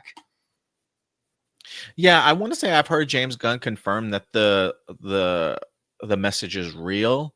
And I'm okay with that. I know it's rubbed some people the wrong way, but I would be okay with that. I mean, not to say that James Gunn can't retcon that and change his mind based off of whatever script that he winds up writing at the end of the day. But it's kind of been explored before, I think. Zack Snyder's, I think, use of the Kryptonians showed the idea that they were colonizing other planets, was it metaforming? I can't remember. Terraforming other planets and stuff to make it, livable and stuff. Who's to say that that they also didn't colonize groups of people to their subjugate people to their ways of thinking type of thing. So it's kind of been explored before, but maybe just not in this way. So yeah, I would understand that. But yeah, for me, I'm kind of hoping it's Brainiac too. I really enjoyed Brainiac's impact when it comes to the Krypton series. He was menacing and this really big overall like threat that just felt very, very big. So to be able to kind of see him on the big screen, I think would really work. Because I think a lot of people would love to. I've been asking for Brainiac, I feel like, for a really long time. But I also think for somebody like Lex Luthor, I would be curious to see how he views Brainiac, right? I mean, we talked about the title of this movie being Man of Tomorrow and how that moniker usually fits for Superman. But I do feel like in the comic books or maybe even other live action interpretations, we've seen Lex Luthor refer to himself as the Man of Tomorrow. But if there's any true Man of Tomorrow, I mean, what better person than it would be to be Brainiac, right? Like this outside alien guy who's brain power and intellect rivals that of everybody. And like just from like an ego perspective from Lex Luthor, like that's gotta like just hurt his feelings inside, right? Like just gotta make him feel some type of way about it. So I would love to kind of see Lex Luthor's perspective on Brainiac and seeing him as a bigger threat, but yet also trying to see how he plans on outsmarting this guy to prove that he's the smarter out of all of them, sort of thing. So I think a Brainiac feels like it would fit this moniker perfectly. Definitely. I just rewatched Prometheus last night, or not last night, yesterday. And I think that you could end up having something kind of similar to the relationship between the engineer and Wayland, in the sense of, Lex Luthor kind of sees Brainiac as this, high being. And he's like, I'm like you. I'm just like you, Mr. Brainiac. We're both gods. The two of us should be working together. And then just have Brainiac go, you're nothing like me. You're a fucking insect compared to me. Puny human. Yeah. Yeah, exactly. Yeah. You might be on to something there. That'd be pretty cool to see. But yeah, big things are happening. James Gunn feels very confident. Man of Tomorrow set to go ahead and begin production in April for a July release. We'll see what this team up is certainly gonna look like here. Let's see some comments here before we move on to our next one. Let's see. Okay, Hungry Almighty, with Jon Stewart Green Lantern pretty much being confirmed for Man of Tomorrow, I can easily see this movie being a space movie, and so the main villain might be Brainiac or maybe Mongol. Yeah, I would love to see a Mongol at some point in time. I didn't see the Jon Stewart confirmed for Man of Steel, but I did see like Isabel Merced, I think, said like see you soon. So I do expect the Justice Gang to be in here. So yeah, maybe Jon Stewart will be in this movie. Who knows? That'll be cool. If assuming that like the Lantern show is like as as serious and grounded as like James Gunn is kind of been implying recently with it. Just because then it's like great, because then we can see Jon Stewart go from like kind of like the TV drama side of thing to like the more fantastical side of thing with Superman. So we get to see him in both relatively soon from each other. One main theory I hear is that the Justice League will have expanded their group. Who do you think will join the Justice Gang?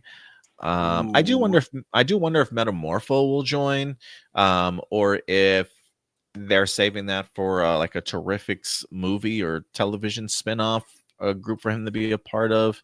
The idea of 2 Lanterns on a Justice Gang team would be interesting. I don't know if they're going to go that route though. So I don't know. They haven't really showcased a lot of other superheroes per se, outside of maybe Peacemaker. We'll see what Peacemaker season 2 leaves us with though.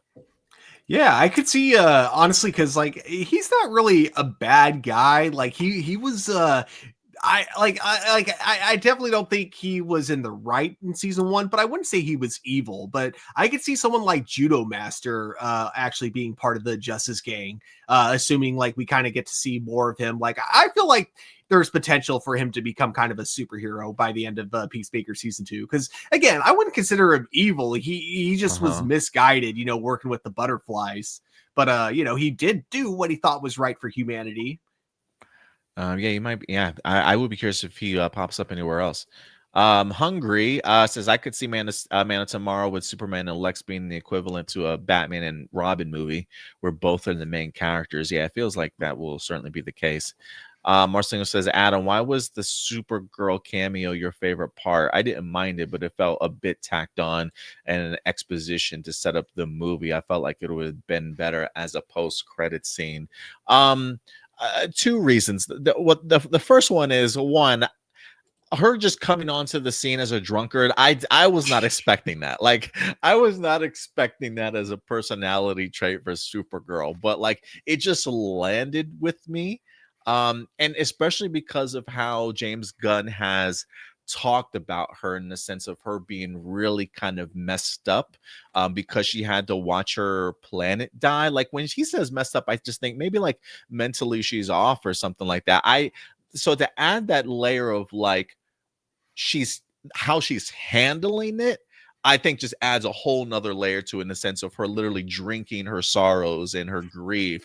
Like that, I think is just really important for her character to showcase her in that sense. But also the rough housing with her and Crypto, I thought was fantastic, with just like the special visual effects of the ground breaking underneath her, just to showcase like they are Kryptonians after all. This is the type of rough housing they can get away with. Like that was just it was just unique and fun to me in regards to that. But also the Supergirl cameo, I think, also highlights the relationship, I think, between Superman and Crypto. And the fact that, like, when the movie starts, Superman has this attitude about Crypto in the sense, like, he's tired of this guy. And I'm thinking to myself, like, he's a dog owner. Like, you know, like, even if he adopted him, right? Like, and he's living with him sort of thing, right? Like, he's a dog owner. Why does he feel that type of way, or why is he annoyed by Crypto in that sense? And it kind of all comes full circle in the sense that it's not even his dog, but you realize everything that this man went through for this dog that's not even his. And to me, like, that just adds to the value and the character and the type of person that Superman is. That just made everything come full circle for the Crypto and Superman storyline for me too. So it worked in 2 ways that way. I love all the different fan comics and fan animations that people have been doing from the scene with Lex Luthor and Superman, with Superman being like, "Where's the dog, Lex?" But like they edit it or they change it so it plays out differently. So like Supergirl's the one that arrives and she's like not playing around like Superman. Like she's just like straight up breaking his arm. "Where's my dog?" That's so funny. We got I Will One here, says, I'd like to see the DCEU Blue Beetle get folded into the DCU and join the Justice Gang, with Booster Gold coming in later. Oh, that's a good call. Actually, on the Blue Beetle. Yeah, that would make a lot of sense, because that was one of the things that James Gunn really wanted to keep from the DCEU. Yeah, they're going to be doing the Blue Beetle animated series. Jolo has talked about it, that they might be doing some of the voice work here stuff relatively soon. So that would be a great addition, honestly, if you ask me. I would actually love to see Jaime Reyes opposite somebody like Guy Gardner. Like, I actually would love to see that. DHR Fighter Studio. Off topic, you got to check out the updates for the Power Rangers reboot. It got me excited and crashing out in a good way. Hell Okay, yes. DHR. I have to look those up. Probably coming from either Jinsaku or Mega Power Brazil, but we'll try and bring up those bring that up later. But thank you for letting us know, DHR.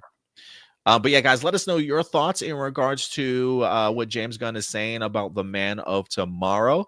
A little bit more details in regards to this Superman and Lex Luthor team up.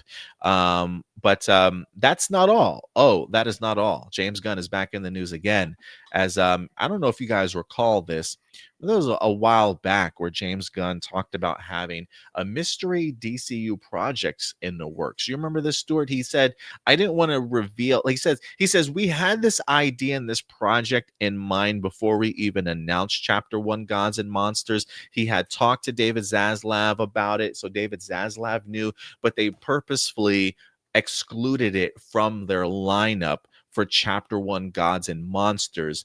But apparently, Stuart, it is coming along relatively well. He didn't want other studios to steal this idea, apparently. I have no idea what this idea is, but let's go ahead and see what other additional information James Gunn is going to provide for us here. This is Mystery DCU project receives an update from James Gunn, who confirms he's not writing or directing it. That's definitely a new wrinkle in the story here. So back in June of 2025, this year, he revealed the existence of a secret DCU project, one that was never revealed during the rollout of Chapter 1. He says, there was one thing that I knew from the very beginning, that when I pitched to David Zaslav what the DCU would be, I pitched to him. But we did not announce in that first meeting because I felt like it was too easy to rip off by another company. And so that's one of the many things.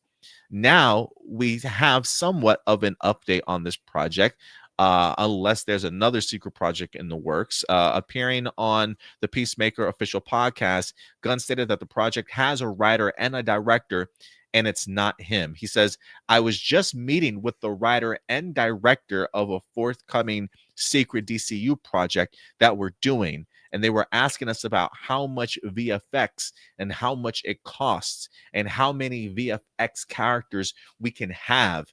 And then they were talking about the superheroes in the show.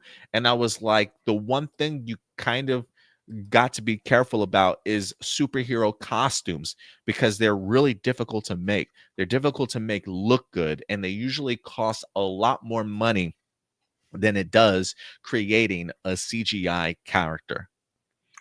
Really? It is presumed that all of the DC1 or all the Chapter 1 Gods and Monsters are gradually building towards a large-scale event-style movie. However, unlike MCU phases, each television and film project won't be forced into a single rigid continuity. Instead, each project is allowed to stand on its own. The DCU projects in the works without a revealed release date right now: Wonder Woman, Brave and the Bold, Swamp Thing, Waller, Booster Gold, and the animated Blue Beetle TV series, and Paradise Lost. As for what fans think the secret project could be, there are some theories that Gunn is developing a project based off of New Gods or a crisis event style film that brings back characters from the DCEU. That would be crazy. First off, I don't know if that's something that you can have to worry about anybody stealing. They kind of already did that with the multiverse saga to a certain extent. So they can't really steal that. But Stuart, what do you think about this in regards to, he just had a conversation with the writer and the director of the project. It seems to be really focused on the VFX of it all, along with the cost of possibly making superhero costumes. What do you anything you take away from this so far? It sounds like this is going to be a big scale project, because it sounds like it's going to involve multiple superheroes. The part that I'm like really curious about, though, with the whole thing is like, what about this is something that he has to worry about getting ripped off by another studio? Because obviously I'm assuming he's talking about Disney Marvel. But like, yeah, because it can't possibly be Justice League because they've already done that with Avengers. It's not like you can rip that off. And like you said, I don't think it could be Crisis on Infinite Earths because again, Marvel's kind of already doing that right now with their new phase being about the multiverse. So yeah, I don't know. I am very curious because I have zero idea what kind of superhero group it could be or what kind of project it is. But if we're talking about like, you know, characters that are from the show, if we're talking about using like, you know, all sorts of superhero and James Gunn seemingly being like, yeah, you can do whatever you want with it. It seems like this is going to be a big scale project, that this isn't going to be just, you know, a standalone one-off superhero movie. It sounds like this is going to be a team up film of some sort. Yeah, I don't know beyond that what it could be. Well, first off, let me just say, when he says that he met with the writer and the director, I'm starting to think that maybe the writer and the director are one and the same. I don't know if that necessarily means that he sat down with the both of them, or if he's implying that they are in fact the same person. I am kind of hoping that it's the same person, but I'm not gonna lie, I'm a little bit relieved that it's not James Gunn. I don't want him to stretch himself too thin at this point at all. So I really appreciate him focusing on just like the Superman aspect of things. But you know, I got to tell you, I think there's a part of me that is in agreement a little bit with this article. That if I had to put my speculation on anything, there are two things that I will speculate.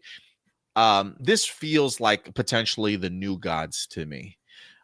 Just because when you are focusing on the cost of VFX and talking about making some of these characters through CGI or actually creating costumes for them, this feels like maybe not only a larger scale, big, you know, epic scope film, but one that's more like a intergalactic kind of adventure, in the sense that you're going to have different creatures, different characters that are maybe different alien races kind of on the big screen.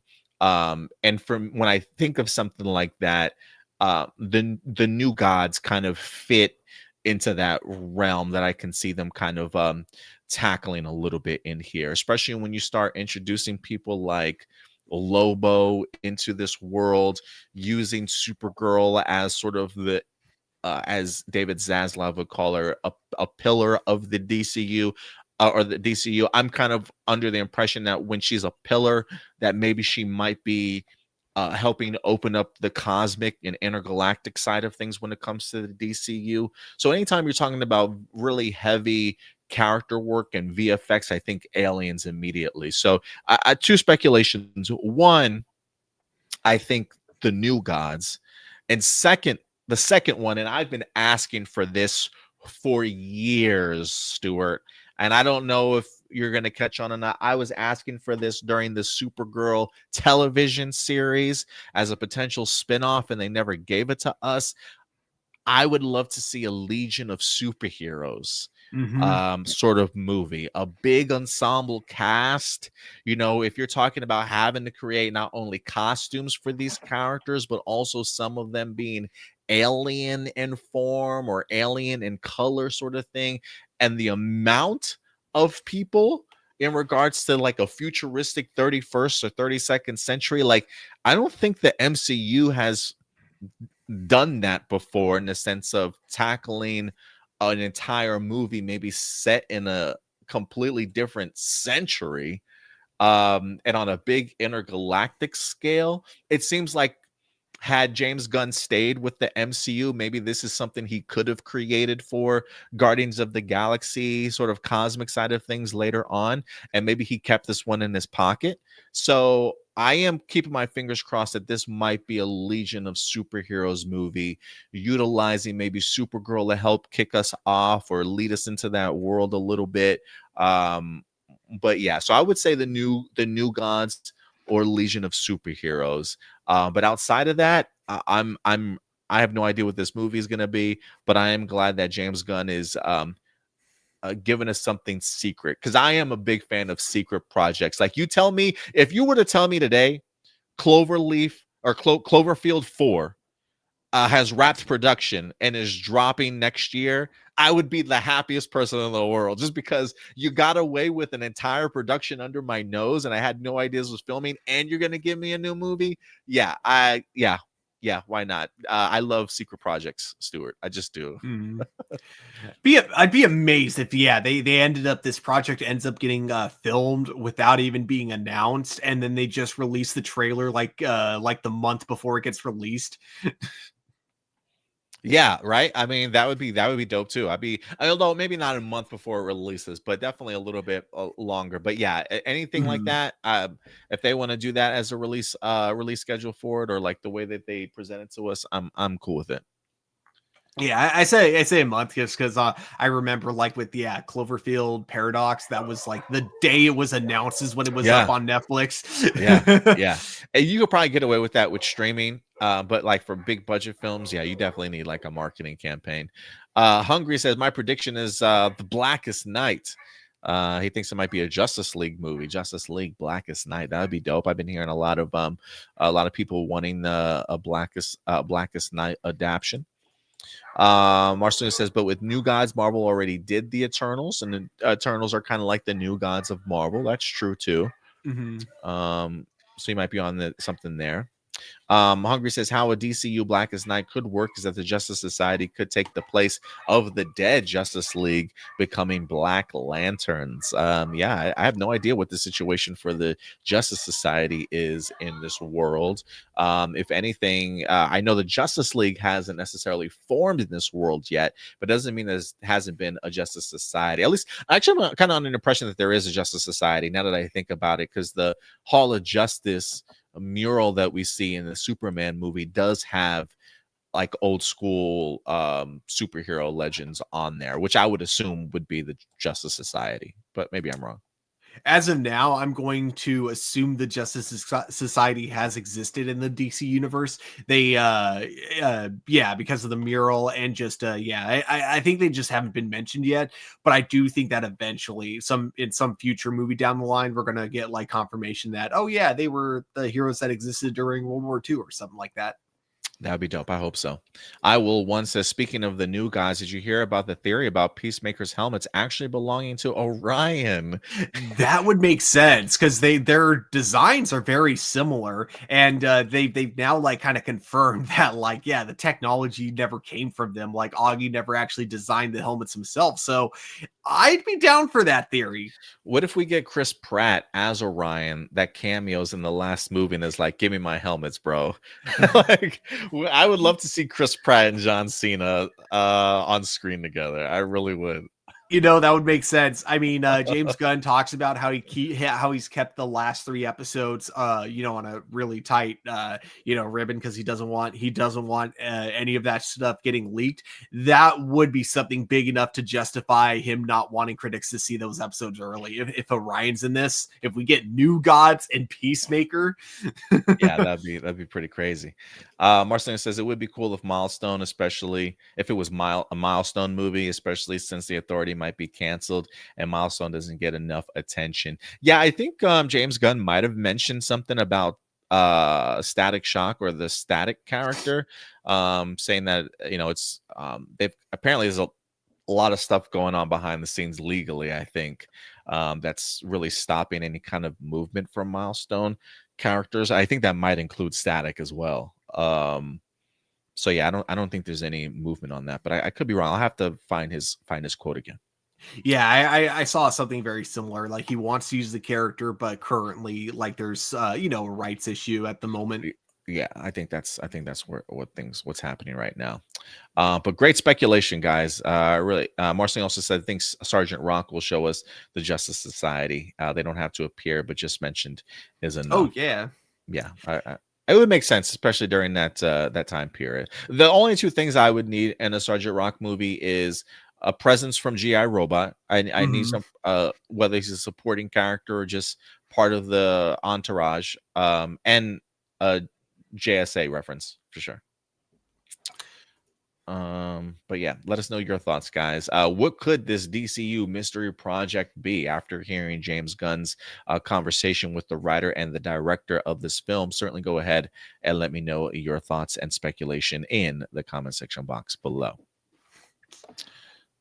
All right. And we are at the halfway point of today's show, ladies and gentlemen. So look, do us a big favor. If for some reason you have not had the opportunity to hit that like button, please go ahead and do so. Absolutely free. Takes 2 seconds out of your time. It really helps the algorithm and certainly our reach here. Remember, you can always hit the like button, subscribe to the channel, download these videos, clip these videos, spread them around, let people know A Plus Here Report is live to wrap up your weekend. All right. And with that out of the way, we will move on to our next topic as we dive into the world of movies, as Paramount is in the news, Stuart. We potentially look, Paramount has been in the news quite a lot lately in the past several weeks. For those of you who don't know, Skydance, the production company Skydance and Paramount have actually merged. Skydance, I believe, has bought out Paramount and now owns Paramount. So they are now one and the same. Skydance paid a lot of money for Paramount. And now that they own Paramount, Paramount last week, I believe, went ahead and picked up the rights to a Call of Duty movie so they can make a live action Call of Duty movie. But now Paramount it has their eyes set on bigger fish also, Stuart, as there are reports that Paramount may be exploring purchasing Warner Brothers Discovery. Another massive merger, might be just as massive as maybe the last one that we had with Disney and Fox, probably on that that type of scale. But they are looking to explore it, at least. Paramount exploring a bid for Warner Brothers Discovery. The just merged Paramount and Skydance is exploring a bid to acquire Warner Brothers Discovery, heralding potentially more change in an entertainment landscape that's seeing rapid shifts. Larry Ellison, a chairman and co-founder of Oracle, is one of the richest people in the world and the patriarch of the Ellison family, which led the $8.4 billion deal that landed his son, David Ellison's Skydance Media, with control of Paramount Global. So in other words, David Ellison's rich daddy, Larry Ellison, helped put forth $8.4 billion to land his son ownership of Paramount. The rich get richer, Stuart. Yep. Dottie, I want Paramount. Will you buy me Paramount, Dottie? That's exactly what I envision in my head when we talk about this. The transaction closed in August, so they do own Paramount now. There's been speculation since that big, new, and deep-pocketed player in Hollywood would turn its sights on Warner next, but the focus had been on Warner Brothers Studio, which is in the process of separating from the company's cable networks and linear television. The PAR deal currently being explored, however, seems to be for the entire company. So for those of you who don't know, Warner Brothers, David Zaslav has talked about the idea of separating the Discovery aspect and the Warner Brothers aspect again. So they would really make Warner Brothers like the studios for like just movies and motion pictures, and anything else related like television wise or cable network wise would also be separated. But what they're saying here is this particular Paramount deal that is being explored maybe for the entirety of the company, not just one of those branches. Ellison has been looking at Warner Brothers for a while. An individual close to Paramount told Deadline this morning, nothing new there. He's just taking a closer look, assessing the pros and cons. So he's playing around with the idea. He's playing around with it. A report in the Wall Street Journal that Paramount is prepared to offer WBD shares surging in afternoon trade. They're off their highest for the day, but up more than 30%. The shares for Warner Brothers skyrocketed at the news of this potentially happening. David Zaslav did say yesterday that the separation of Warner Brothers and Discovery is on track still, though, for April. An acquisition of Warner Brothers Discovery would likely not have to clear the FCC, as the company does not hold any broadcasting licenses. That's interesting. That proved to be a hurdle when Skydance sought to acquire Paramount Global, owner of CBS, and the company committed to hiring whoever to take viewer complaints over news content. That said, the combination of Warner Brothers and Paramount is the type of horizontal merger that typically draws Justice Department scrutiny, as it has the potential of taking competition off the board. In this case, it would put two legacy studios, Warner and Paramount, under the same owner. And while antitrust division is typically free of political interference, all bets are off in this administration, even though 47 has praised Ellison and Warner Brothers and things like that. So we'll see if this happens, but they are toying with the idea as of right now of Paramount maybe possibly merging with Warner Brothers. And if I could be honest with you, Stuart, I hate this idea. I just truly despise this. And look, I just despite my own beliefs in I just can't stand the idea of the richer getting richer. I think for me, I have a bigger issue with the idea of this just feels like we're starting to monopolize this at this point. I do not like the idea of these two big conglomerate companies like that merging together. And because to me, people are going to lose their jobs. All right. If this happens. Two, the people that are in charge potentially over at Warner Brothers right now could easily be removed from their positions if they want to. Understand, anytime a new coach comes in and he acquires a team for himself, he wants to bring his players certainly in. I do think it would be important for Paramount to keep people like Mike DeLuca, Pam Abdi, and even Peter Safran and James Gunn. Who knows what this could potentially do in regards to messing up James Gunn's plans for DC Studios in the future, if they want to go that route. If I'm Paramount, though, and I see the success that they're having, I personally wouldn't want to change that. But again, each coach is certainly different and may want to bring in people that they're familiar with and comfortable with. So the potential of messing up what Warner Brothers has got going for them right now, especially when they've had such a great year financially, I don't want to see that. And then two, I really have an issue with the idea of competition. The idea of there being less competition. Competition pushes forward innovation and taking big risks and more original content. If you start merging these companies together, everything may in fact just start feeling like the same. And so I like the idea that Warner Brothers and Paramount, who are two different studios, feel completely different in the types of movies that they certainly try and make, and the idea that somebody just wants to acquire something for more money. Although, to be fair, I do hear that David Ellison is actually a really big sort of movie guy and really appreciates the film business. So while Daddy's the one with a lot of the money, David seemingly is actually a really big movie fan.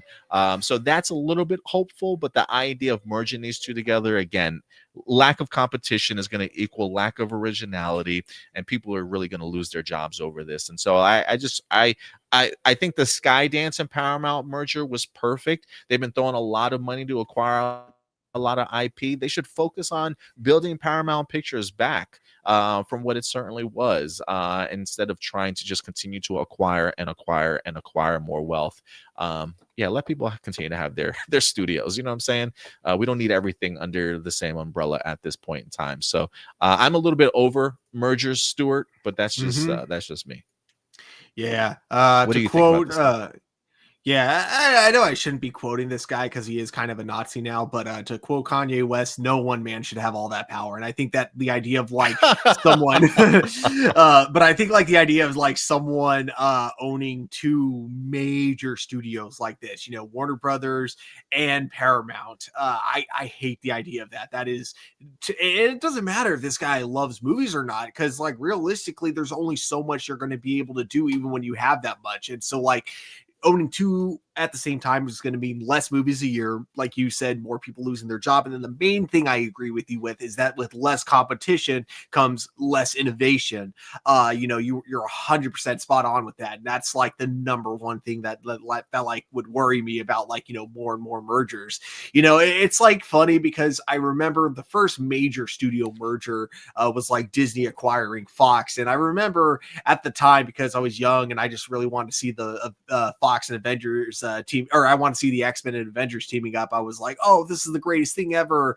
And then of course, you know, it ended up being a terrible, like, not terrible. Like, it's not like, you know, everything, you know, it's not like, you know, you don't still get movies that would have normally been like under Fox's banner, like being produced like you do, but you know, they're not coming out as often as they normally would be. And that's exactly what would happen if they acquired Warner Brothers. You'd be getting less movies that would normally be getting picked up by Warner Brothers. And then if this all goes down, if it all happens, the thing that's going to piss me off the most about it is that you already have David Zaslav basically, you know, doing all these cost cutting measures that he claims is for the company, but let's face it, it's to give himself a big fucking paycheck every time. So he had him already. Yeah, him and his shareholders more money. It's not about trying to save the studio or anything. It's about him and his shareholders, no one else. So you already have David Zaslav screwing over the studio, you know, to the best of his abilities. But then to do that, to fill his own pocket in, and then after the damage is already done, being like, okay, yeah, someone else take this from me. That, and then getting even richer from that. That's what also pisses me off too, is the idea of him doing this much damage and then getting paid a crap ton of money for it. Like that, I hate that so much. So no, I hope this merger does not go through at all. Yeah, this is, I'm with you 100%. This is a terrible, terrible sounding idea. Tony Robinson says, "Father, I want Warner Brothers right now." Daddy, I want a Warner Brothers. Oh, we'll get you one after the tour. But Daddy, I want a Warner Brothers now. Marcelino says, "Does Paramount even have the money to afford WB?" Yeah, they definitely were in limbo for years, but that's where the Skydance merger comes into play, where Skydance purchases them for billions of dollars. The article said like $8.4 billion was the merger, right? So Paramount now has a huge financial backing under them to be able to try and acquire Warner Brothers. So yeah. Yeah, let us know your guys' thoughts. Faux show. All right. Next up on the docket for the day. Stuart, first off, I have never seen this movie. And I have also never heard people say, you know what? I want a sequel for that. But maybe I'm wrong. Because I haven't seen it, I can't really give my own opinion on it.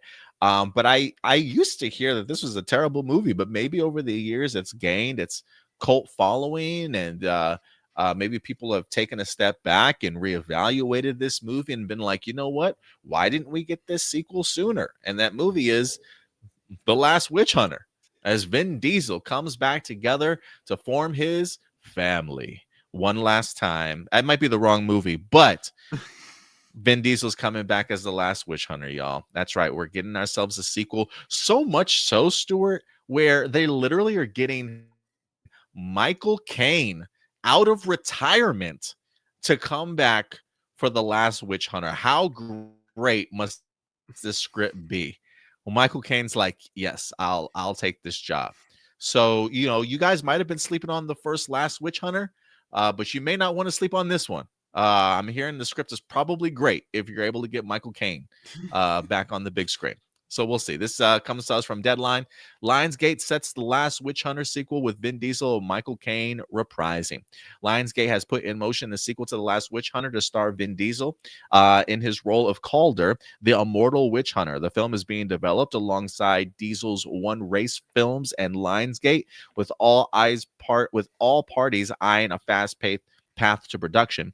While a deal has not been finalized, Michael Caine is attached to reprise his role as Dolan in the new film.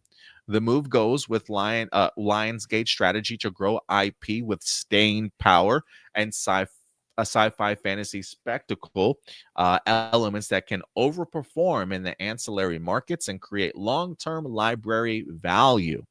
The Last Witch Hunter, about one man who stands between humanity and the most horrible witch covens imaginable, grossed $130 million at the box office at the time of its initial release. The pick has performed consistently in ancillary markets and reemerged as a streaming hit this year.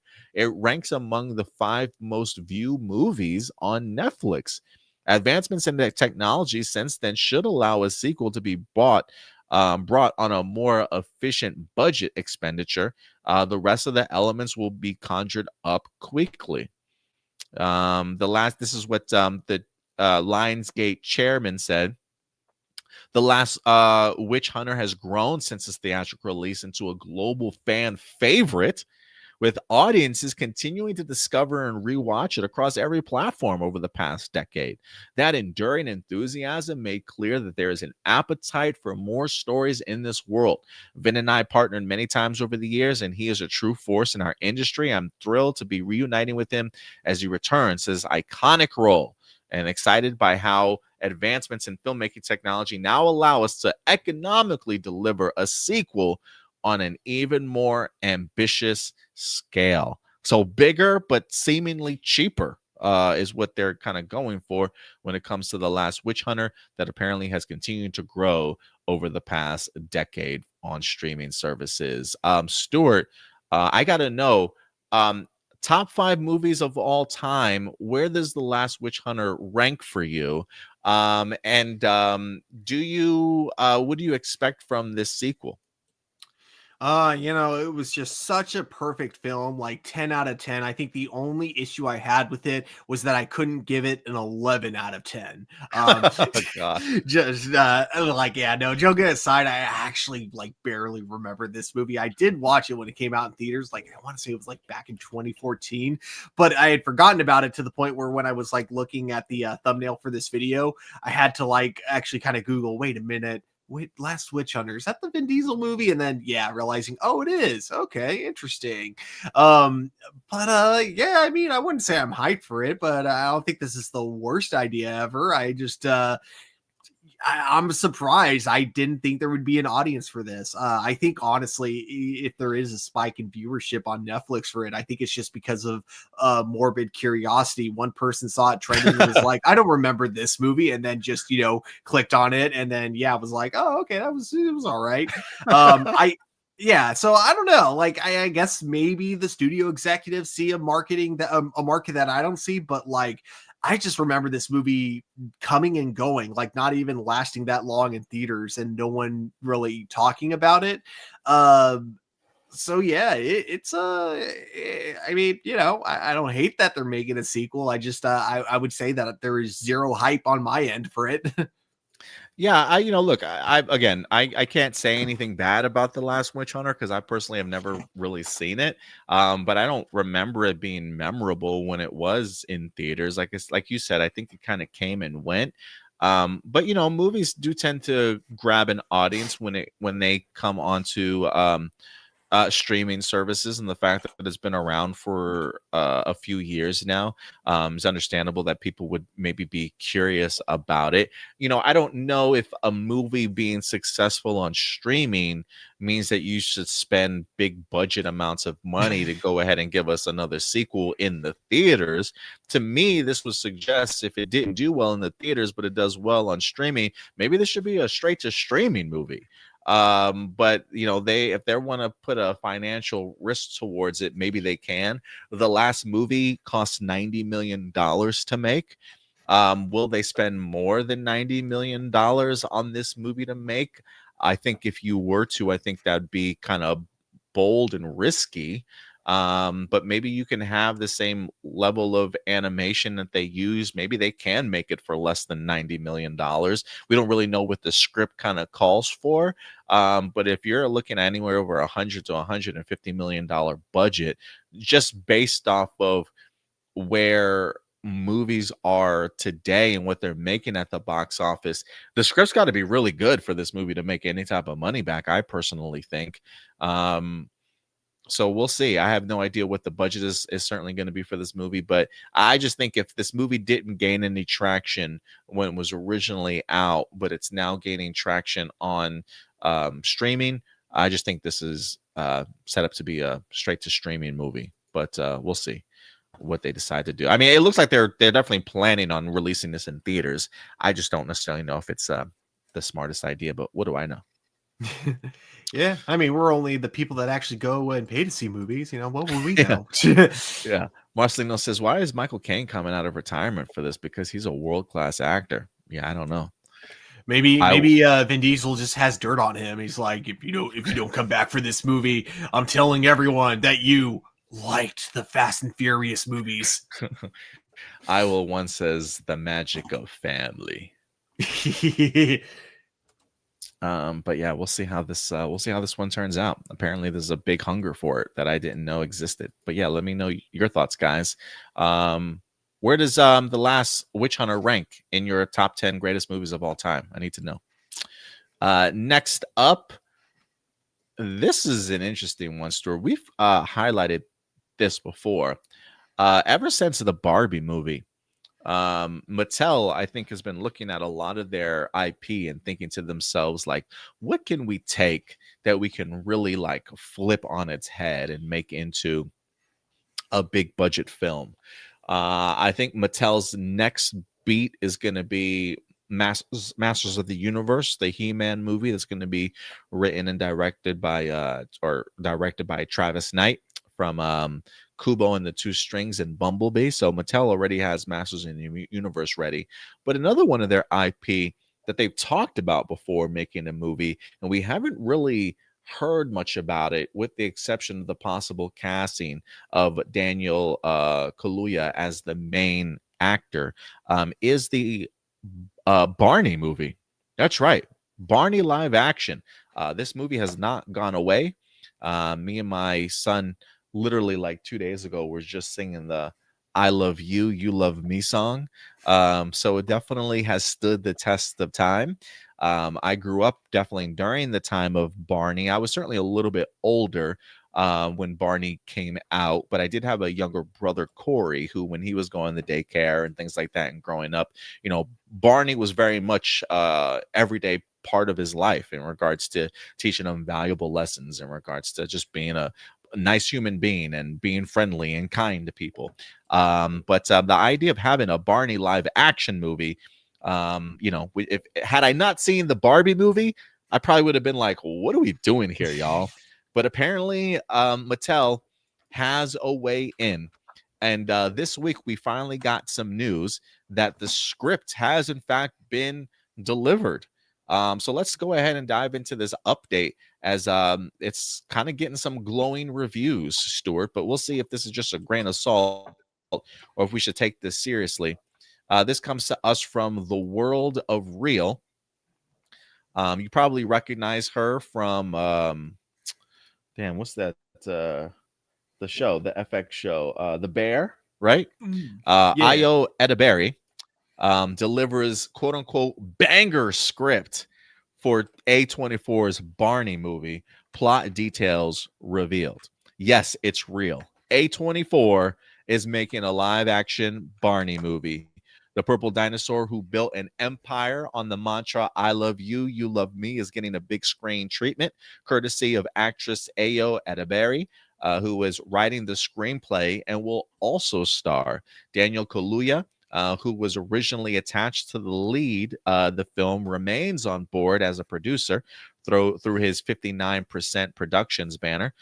Whether he'll still appear in front of the camera now that Edeberry is in the mix is unclear. According to the Insnider, Jeff Schneider himself, Edeberry has already turned in a banger script, which reimagines the franchise with a story about a group of people who were magically stumbled into Barney's world via an old episode of the show.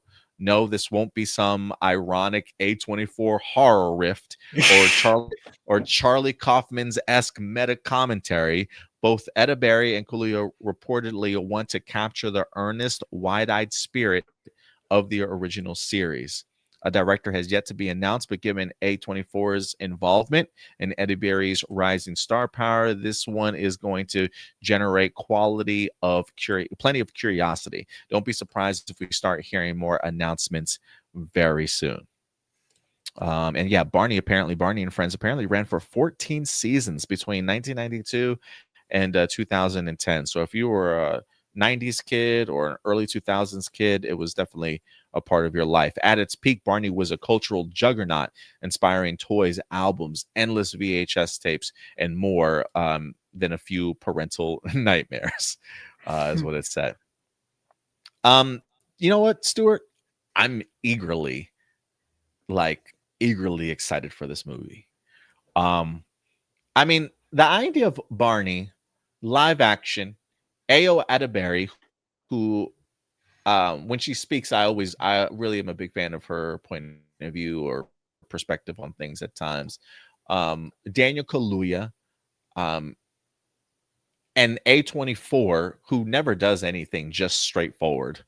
I'm really fascinated to see what this is going to turn into. The idea of like present day people finding old episodes and being transported into that world.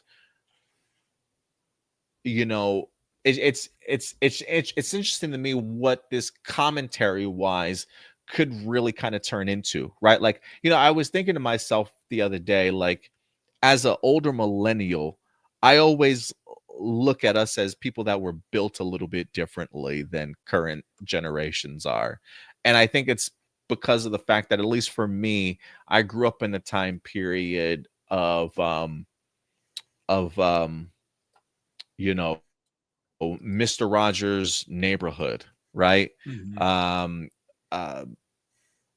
Bob Ross and the Joy of Painting, where, you know, we don't make mistakes, we make little accidents, right? I grew up in the time period of Dare, the Don't Do Drugs. I grew up in a time period of Family Double Dare, where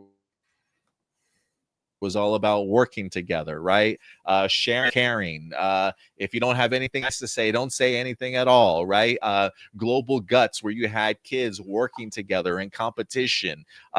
It was just a different environment back then, and a different set of values and a different set of society than where we are now. And so to kind of see where we are today and have people transported into that world is a really fascinating one. And I would be really curious to see what lessons are taught, what the comparisons are, what's the message that we're going to be taking away from this. Because I think if you think that this movie is just going to be a Barney episode, but in live action on the big screen, I think we're mistaking ourselves. I definitely do think after what we got with Barbie, I think Mattel is really open to taking risks and really big swings.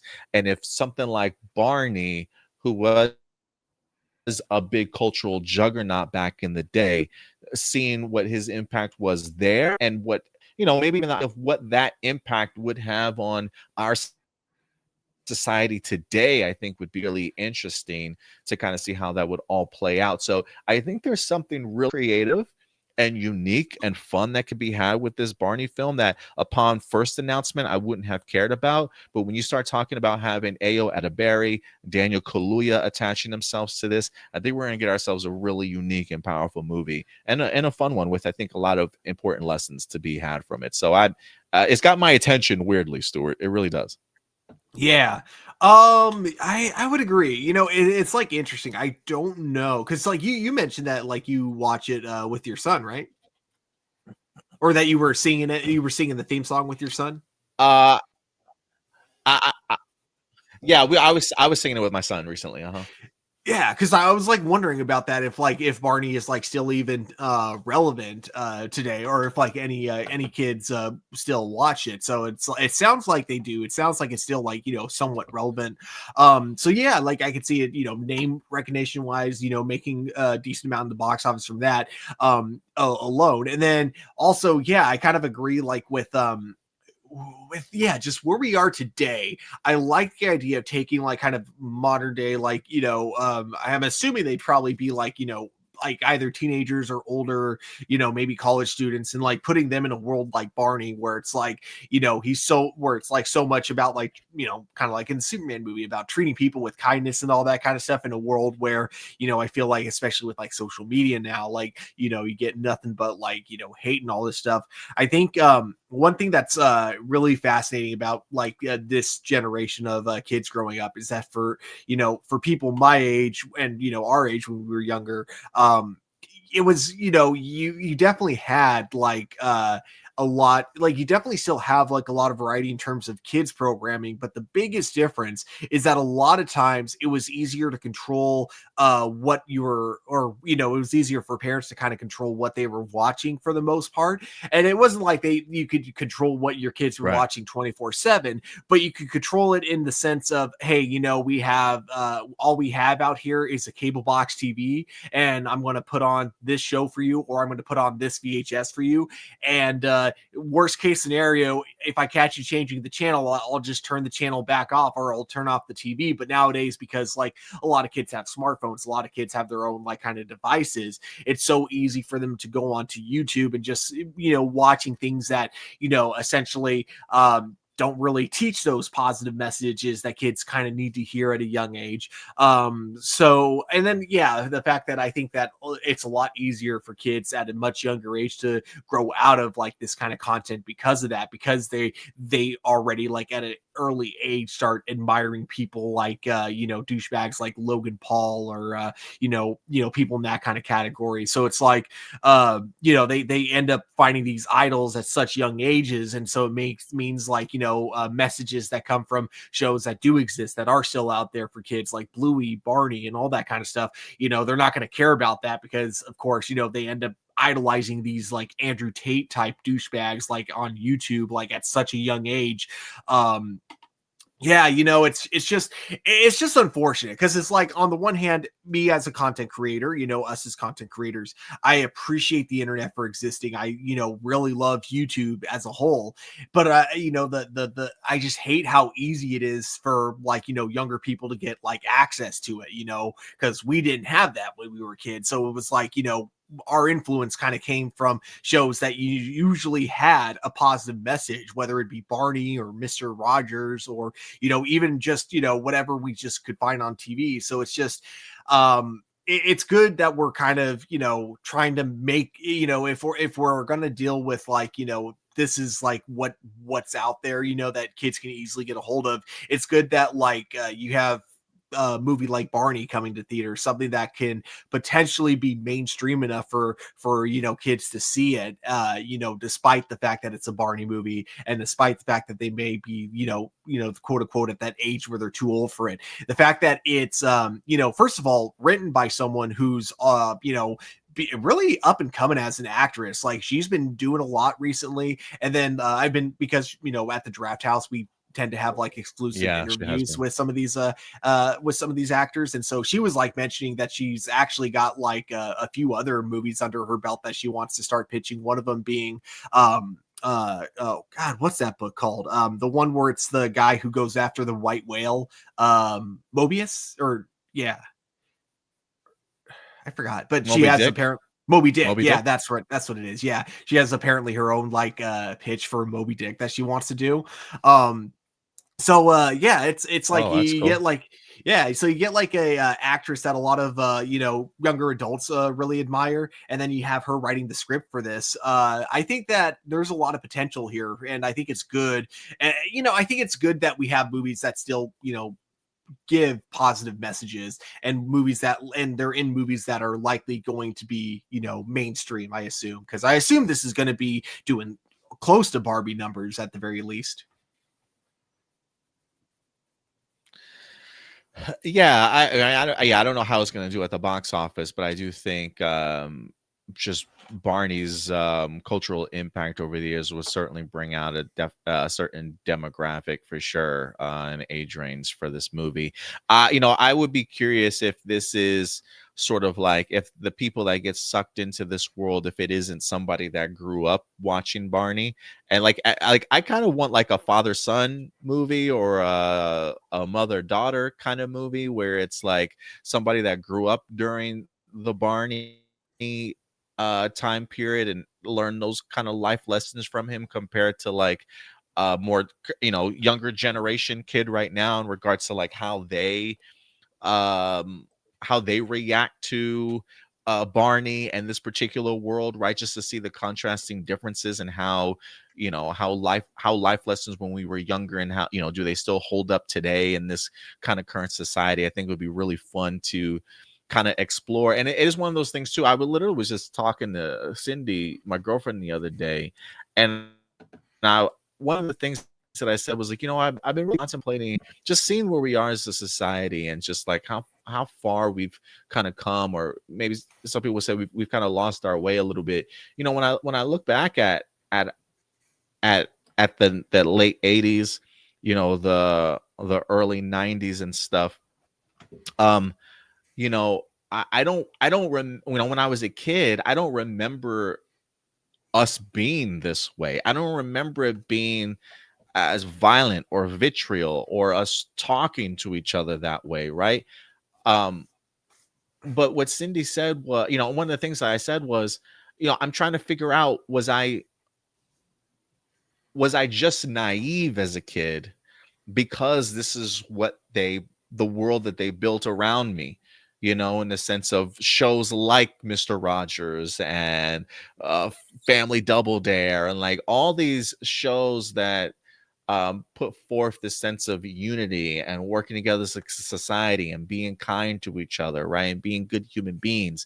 Like, our viewpoints of the world back then, were the 90s really like that? Were they really as good as I remember them to be? Or is it just my naive young self perceived the world like that?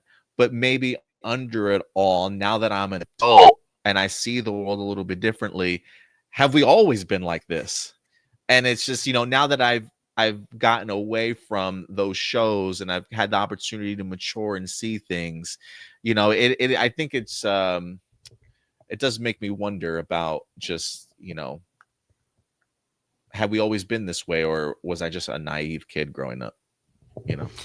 Yeah, I wonder about that a lot. I was going with that, but yeah. Oh, no. I mean, I know what you were, or I think I have an idea of like where you were going. Cause like, yeah, it's that thing that like a lot of people kind of talk about in terms of let's go back to the good old days. And the question always is, were they good old days, or are you just like kind of looking at them through rose tinted glasses? Right. Or were you younger and therefore you didn't have like a full, understanding of the world? And I think it's like a little bit of both, but I also think the biggest thing that's really changed how we all kind of view the world now is just social media, because I feel like, it's the internet. Exactly. I feel like because we're more connected, we have more knowledge about the world itself. For most people, you might be living in a town where everything is fine. There's like no drama or anything. And so therefore, that's going to be your perspective of the world. You're going to grow up thinking, oh yeah, no, the world is an amazing place. And then it's not until you suddenly get a hold of the internet, you see like because I know that obviously you still had the news. It's not like, you were completely disconnected without the internet, but it gave you a much more deeper dive, because even the news could only really show you like kind of an outworld view on things. It never gave you that personal like kind of insight onto how things are, because I think a lot of times you can bring up numbers, and whatever statistic you want, you can work it into your favor. But numbers only do so much. While they don't lie, they can't tell you the full truth. They can't like tell you, yes, it may seem like this when you look at the numbers, but you don't know what it's like to actually be in that, kind of perspective, like, when you're actually there. So like for example, I'm talking about like kind of like reports of police brutality, for example, is like one thing where it's like, well, it happens so very little, if you look at the grand scheme of things. But it's like, yeah, but even if you look at like what it's like to be in that part of numbers, and then you look at like the percentage of people and how, like the people who suffer it are usually part of, people of color, that kind of stuff. It's just so many things that you can just easily ignore if you're just looking at, the overall like view that the news will give you, compared to like what you get with social media, where you get like people who are actually like, dealing with this stuff personally and can tell you their own personal story, giving you like a very different perspective, where it's like, oh, okay, I never thought of it through this angle, through this lens, because usually the news doesn't do that. It just kind of gives you the overall kind of view of it. So it's easy for you to like kind of come up with your whatever conclusion you want from whatever the news gives you. It's really easy to do that. You just got to look for the numbers that, you want to see, if that makes sense. I'm sorry, I don't know if I was explaining that as well as I was hoping, but yeah, but do you kind of get what I'm saying?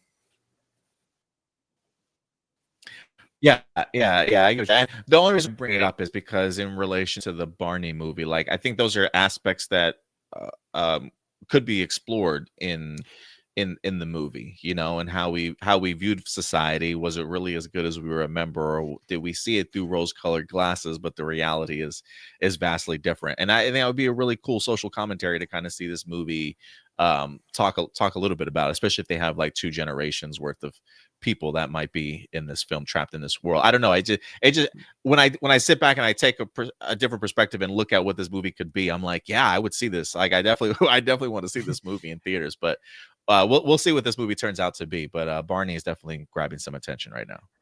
Definitely. I really hope we have that same kind of that same like emotional storytelling that we got in the Barbie movie. Yeah, I think so too. Ayo Adaberry was also in Across the Spider-Verse, Inside Out 2, Opus, and she played April O'Neil. That's right. I do remember her on the casting list for April O'Neil is in Mutant Mayhem. He says, Selena Gomez started her acting career on Barney. Maybe she could make a cameo. Who knows? Maybe she's cool in that movie. Maybe she's like one of the supporting characters or something. Who knows? Yeah, a lot of people started on the Barney show.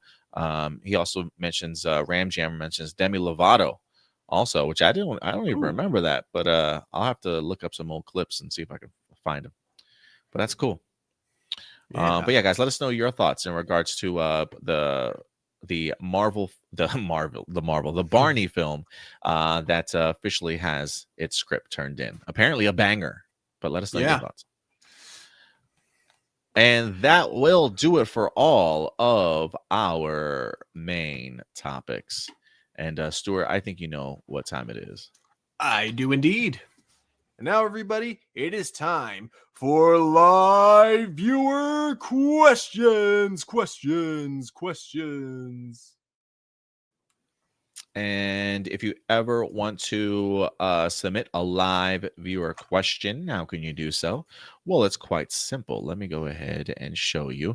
Every Saturday afternoon or Saturday evening, I will go ahead and make a post. Just go over to our YouTube channel, as you see here. Click on that post tab.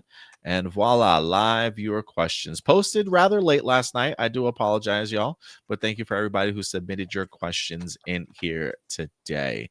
Let me sort this by newest, and we'll dive right in.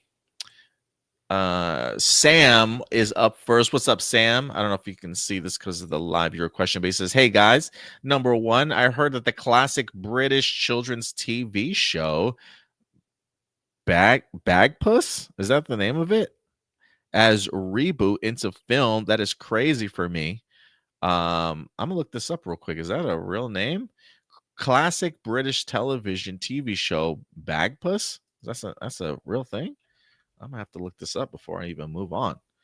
What is it? British children TV show.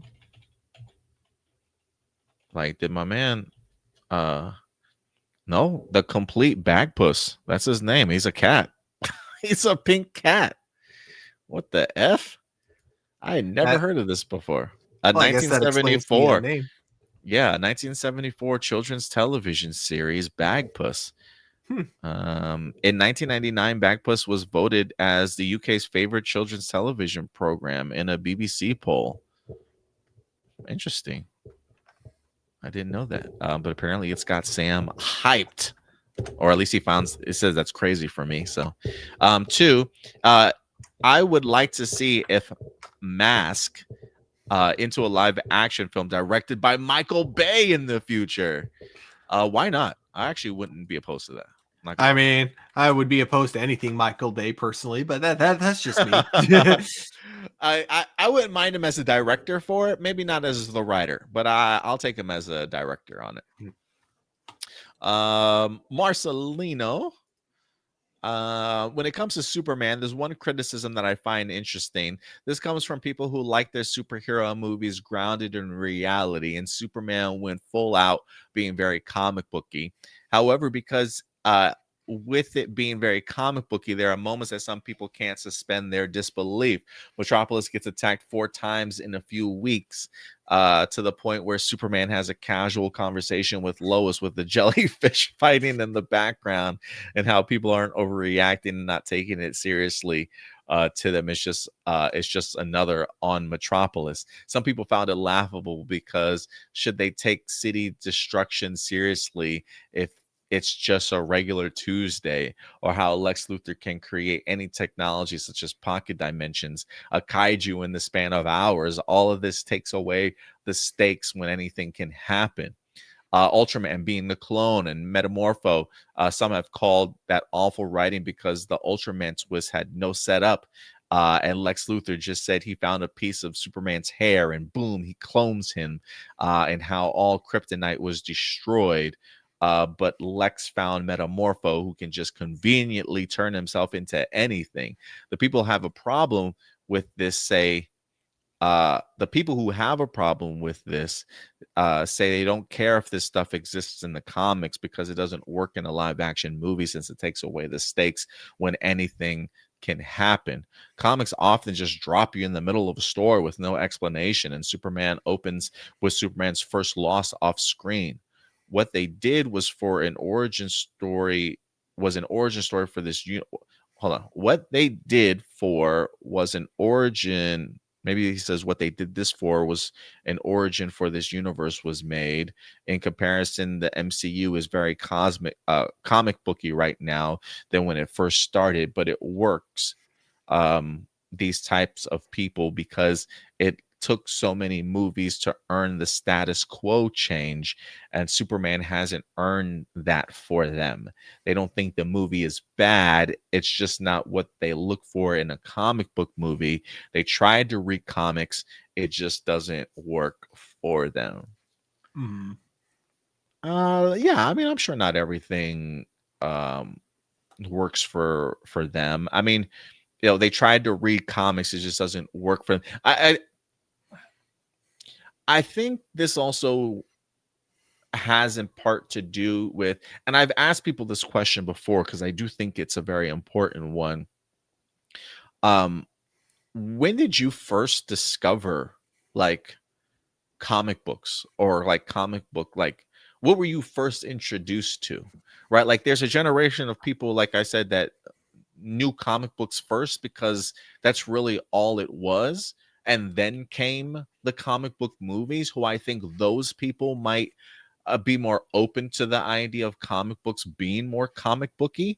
But when you say these people tried to read comics, it just doesn't work for them, this kind of tells me that maybe they came into these characters and their love for these characters through movie and television, where the attention was focused on trying to ground these characters. And now that some of these characters are going back to their more classic comic booky roots, it just hits differently for them. So I do think where you pick up your interest in regards to these characters first really do play a bigger role, in the sense of, can you hold on to your sense of belief and just thrust yourself into sort of like this imaginary world. And I think that's easier for people that grew up with these characters through comic books first, opposed to seeing them on television and movies and then maybe got into sort of comic books from there. Now, some of these things that you mentioned, I don't think come from a point of being it's too comic booky.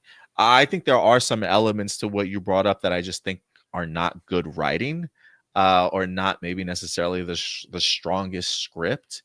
Yes, comic books certainly do that, but I do think while you can have as much comic booky stuff as you want, I do think that there should be some enlightening sort of exposition or explanation on certain things that I think would add more dimensions to the movie. So for some things that people say, oh, that's too comic booky for me, it may not be too comic booky for me, but I just think from a script perspective, it comes across a little bit weak when you're trying to adapt it into a movie. So some of those issues I'm like, okay, yeah, I did kind of have an issue with that, but the idea of Metropolis being attacked 4 times a week, like I got no problem with that. Like that's the risk that you take when you live in Metropolis. Like I think that's just like a given, right? Like when he says it's any other Tuesday, absolutely. Like that's not like for me that feels very comic booky, but that feels like that just makes sense to me. Like I don't know, it just really works for me, Stu.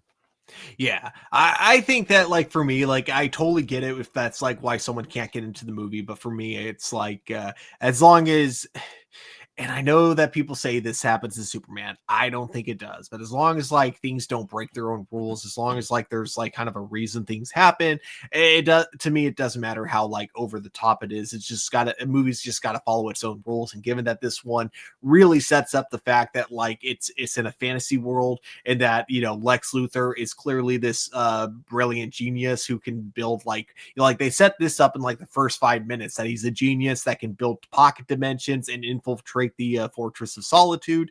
Nothing he did felt too out of the realm of nothing they did like really broke my immersion personally. The only time I kind of broke was during the jellyfish fight scene with the interdimensional imp, only because regardless of if the JSA had it handled, it still felt out of character for Superman to sit this one out because of like what happened during the kaiju fight, where it's like they almost caused several casualties, and Superman was there kind of as the cleanup to make sure there were no casualties. That's the only reason.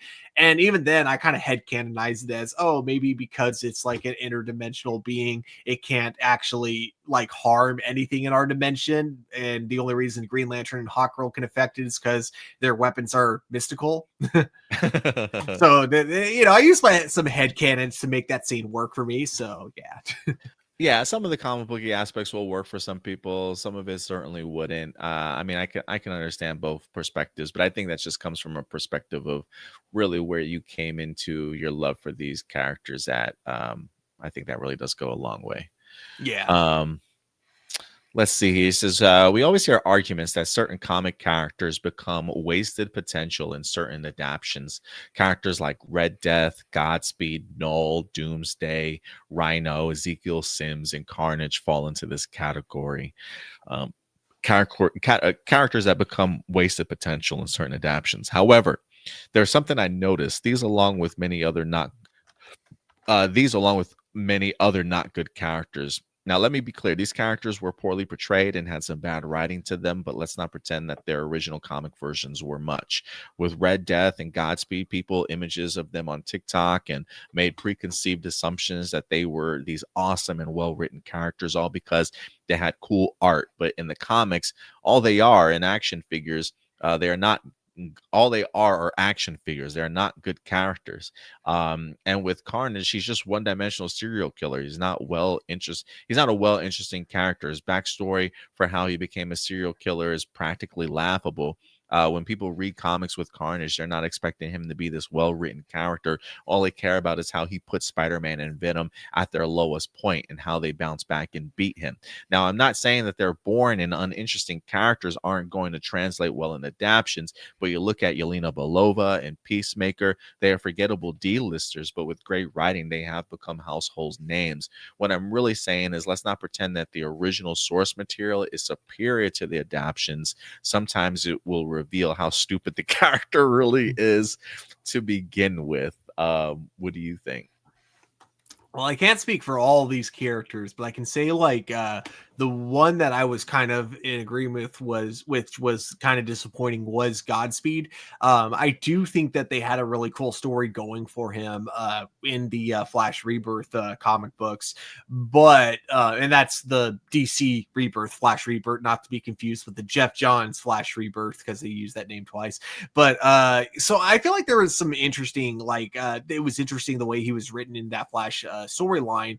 But I think it was less about the wasted potential that they did with the Godspeed in the Flash, and more just like they just made him a different character, and it's just like it's just a guy in the same costume, so but like completely different backstory, and then just they happen to share a name and costume, and that's pretty much it. And it just made him not interesting, because I think they already had an interesting storyline with him. And I think, and I always say this, like if you are going to make changes to a character, it's got to be for a justifiable reason. It's got to be because the story you want to tell, the story you need to tell, doesn't work if they go with the same backstory. And so it's got to be, if you change it, it's got to be for the better.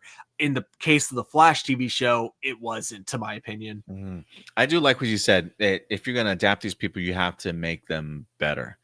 Mm-hmm. And I would agree. And while some of these characters, yes, while I think the source material for some of these characters is not superior, you know, when I think of Carnage, I expect a high body count or something really violent, right? But if you use Carnage and then you automatically PG-13 him, or you don't use him to the fullest potential of what he could be in the comic books, then you're absolutely just wasting the character. And so the idea is, I'm definitely not going to pretend that the original source material is superior to the adaptation. And then sometimes it does realize how stupid, it does reveal how stupid some of the characters really are to begin with. But I don't know if we like these characters because of their depth in the comic books, but so much more in regards to how they're utilized in the comic books, or the impact that some of these characters have.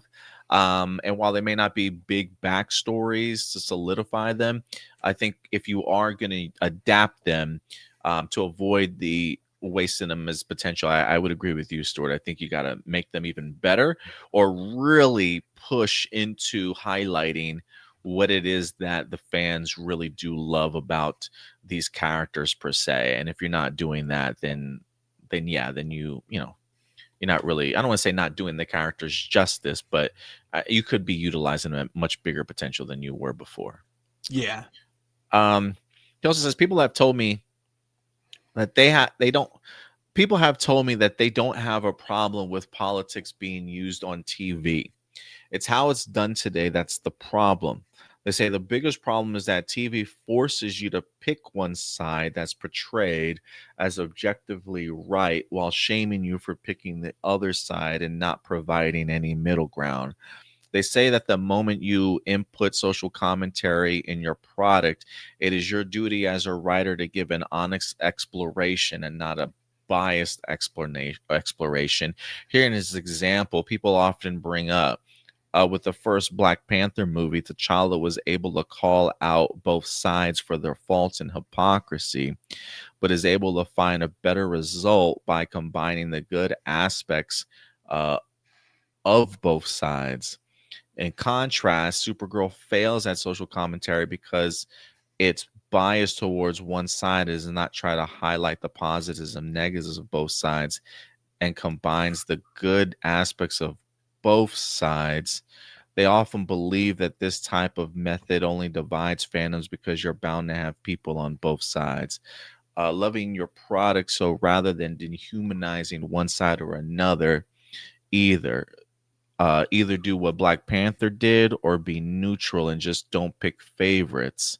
My question is, do you think these arguments are fair and valid, and TV and movies should start listening to their complaints? Sometimes.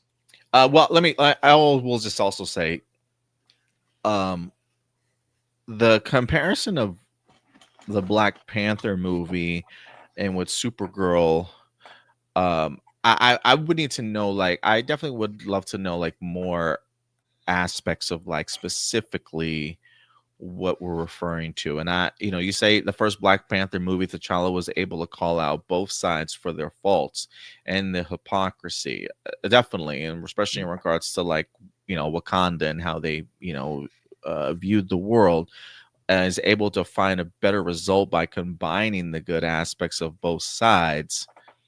I'm trying to figure out, when you say in contrast, Supergirl fails at social commentary, when you give your description because it's biased towards one side, like that just feels very surface level to me. That just feels very open ended. Like I don't know what the particular event or moment or theme that you're referring to, in which it was like, what is the argument for one side compared to the other one? I get it in T'Challa, the Black Panther sense, but for the Supergirl, I'm trying to figure out if there's a particular story beat or a storyline where they're saying one side highlights the positives in others. But go ahead, Stuart. You were saying?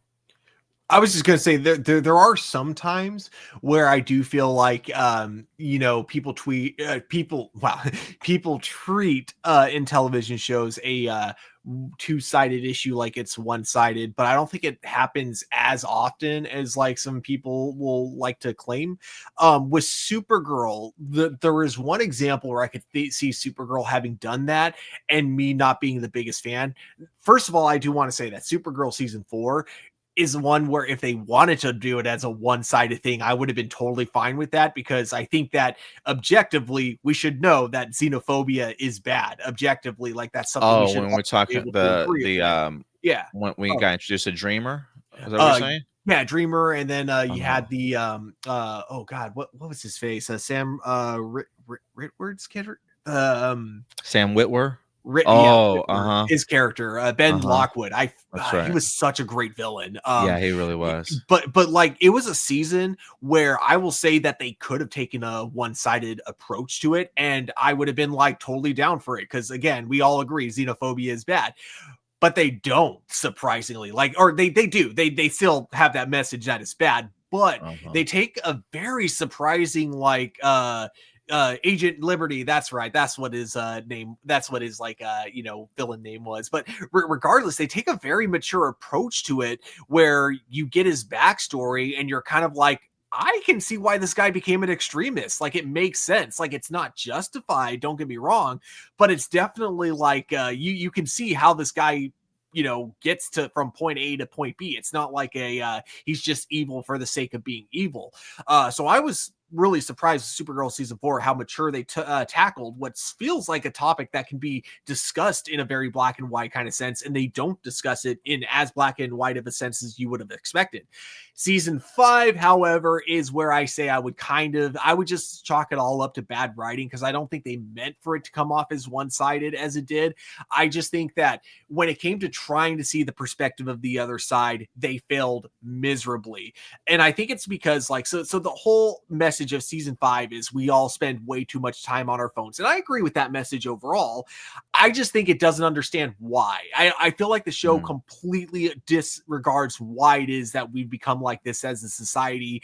And I think that their whole perspective on that was just completely flawed, because they kind of just chalk it all up to we're the problem. We're all being lazy. It's our own fault. And I don't like that. It's like, well, yes, personal responsibility does fall to us. There's also kind of just the aspect of just the way society is now. It's just not what it used to be in terms of like the way, a lot of people are constantly working. Like for me personally, one of the reasons I'm always on my phone, I'm always like on my computer, it's so hard for me to socialize with other people outside of a screen, because I work graveyard hours. I work completely different hours from all of my closest friends, and I live so much farther away from them. It's so much harder to reach out to people physically, and it's so much easier to just scroll on my phone and that kind of stuff. And I feel like that's the kind of thing that like Supergirl just did not get in season 5, because all the main characters have that perfect 9-to-5 job, despite the fact that their job is literally saving the world. They always seem to have time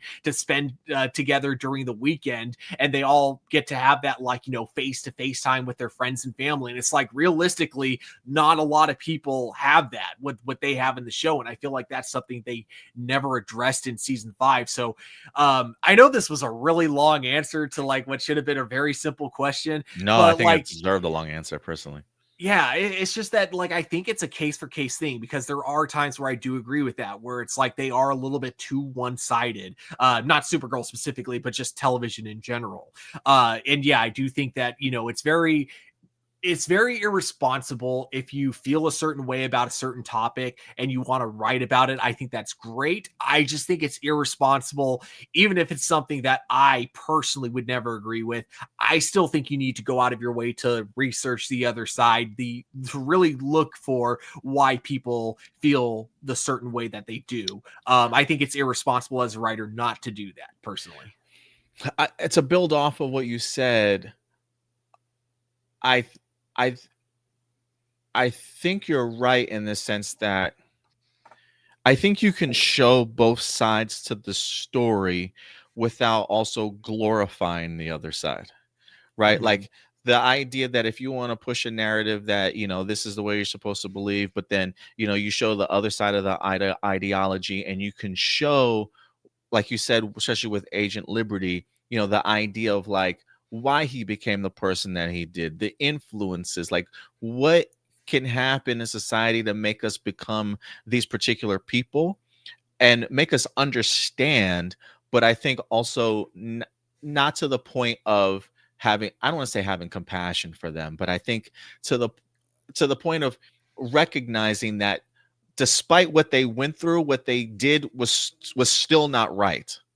And I think that's what Supergirl season 4 did really well in regards to, yes, while they did show both sides of the argument, they definitely took the stance in regards to, regardless of what this person did, and yes, you can feel sorry for this person in regards to what they eventually became, it doesn't mean that you glorify what it is that they did. And I think that is a really good balance towards things, because for me, 9 times out of 10, I personally feel like we've gotten to a very dangerous territory where everything is both sides, and I'm just a believer that I don't think everything needs to be both sides. Mhm. But I think if you explain it in the way that Supergirl did for that season, that to me seems fair. But I do think that there are certain things that do not need to be suggested. Like there are just certain things and opinions that I think that people have that are very much just really hateful, very hate speech filled, and shouldn't necessarily be normalized. And I think um, once we start both siding things, I think it does normalize the hateful rhetoric and things like that, just even that much more. So I do think that you need to play with them with kid gloves. But if you are going to do a both sides thing, I think it is important to understand and teach people where each side is from, but also not glorifying them or letting people know, just because they found themselves in this position doesn't mean that their actions were right at the end of the day. So I don't know. It's just maybe that's weird for some people. I don't know. I just don't think everything needs to be both sides, and I don't think everything is a political viewpoint. I think some things are just human decency points of view in regards to us as human beings living in the society together and treating people properly. I don't think that's a political point of view. So when things like racism and bigotry and misogyny are focused in certain things that are written for television or movie, I think those things have been weaponized to be political. But I don't necessarily know if I view them as just political viewpoints as I do an aspect of just human decency. So I feel very, very particular about a way of showcasing both sides on evil playing field when I don't think that's necessarily the case. But that's just me. Oh yeah, I 100% agree that there are some things that just you don't need to try to like have a let's look at their perspective. It's like no. Yeah, when it comes to any kind of bigotry, it's like I don't want to hear your perspective. It's like it's wrong, you know. Yeah, some things just aren't political, even though they want to code it as political. Marcelino with the $5, guys. Boy, look, first off, thank you, Marcelino. We really appreciate you, Blossom, Kiki, and Luca coming through today with the great super chats. They say that Supergirl season 4 should have showed some of the anti-alien people as being in the right. Yeah.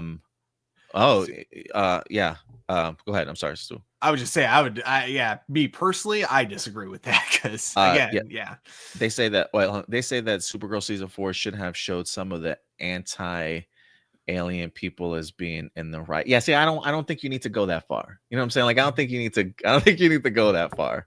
So you know what I'm saying? Another thing. Oh my god! Another one. Bro, what are you?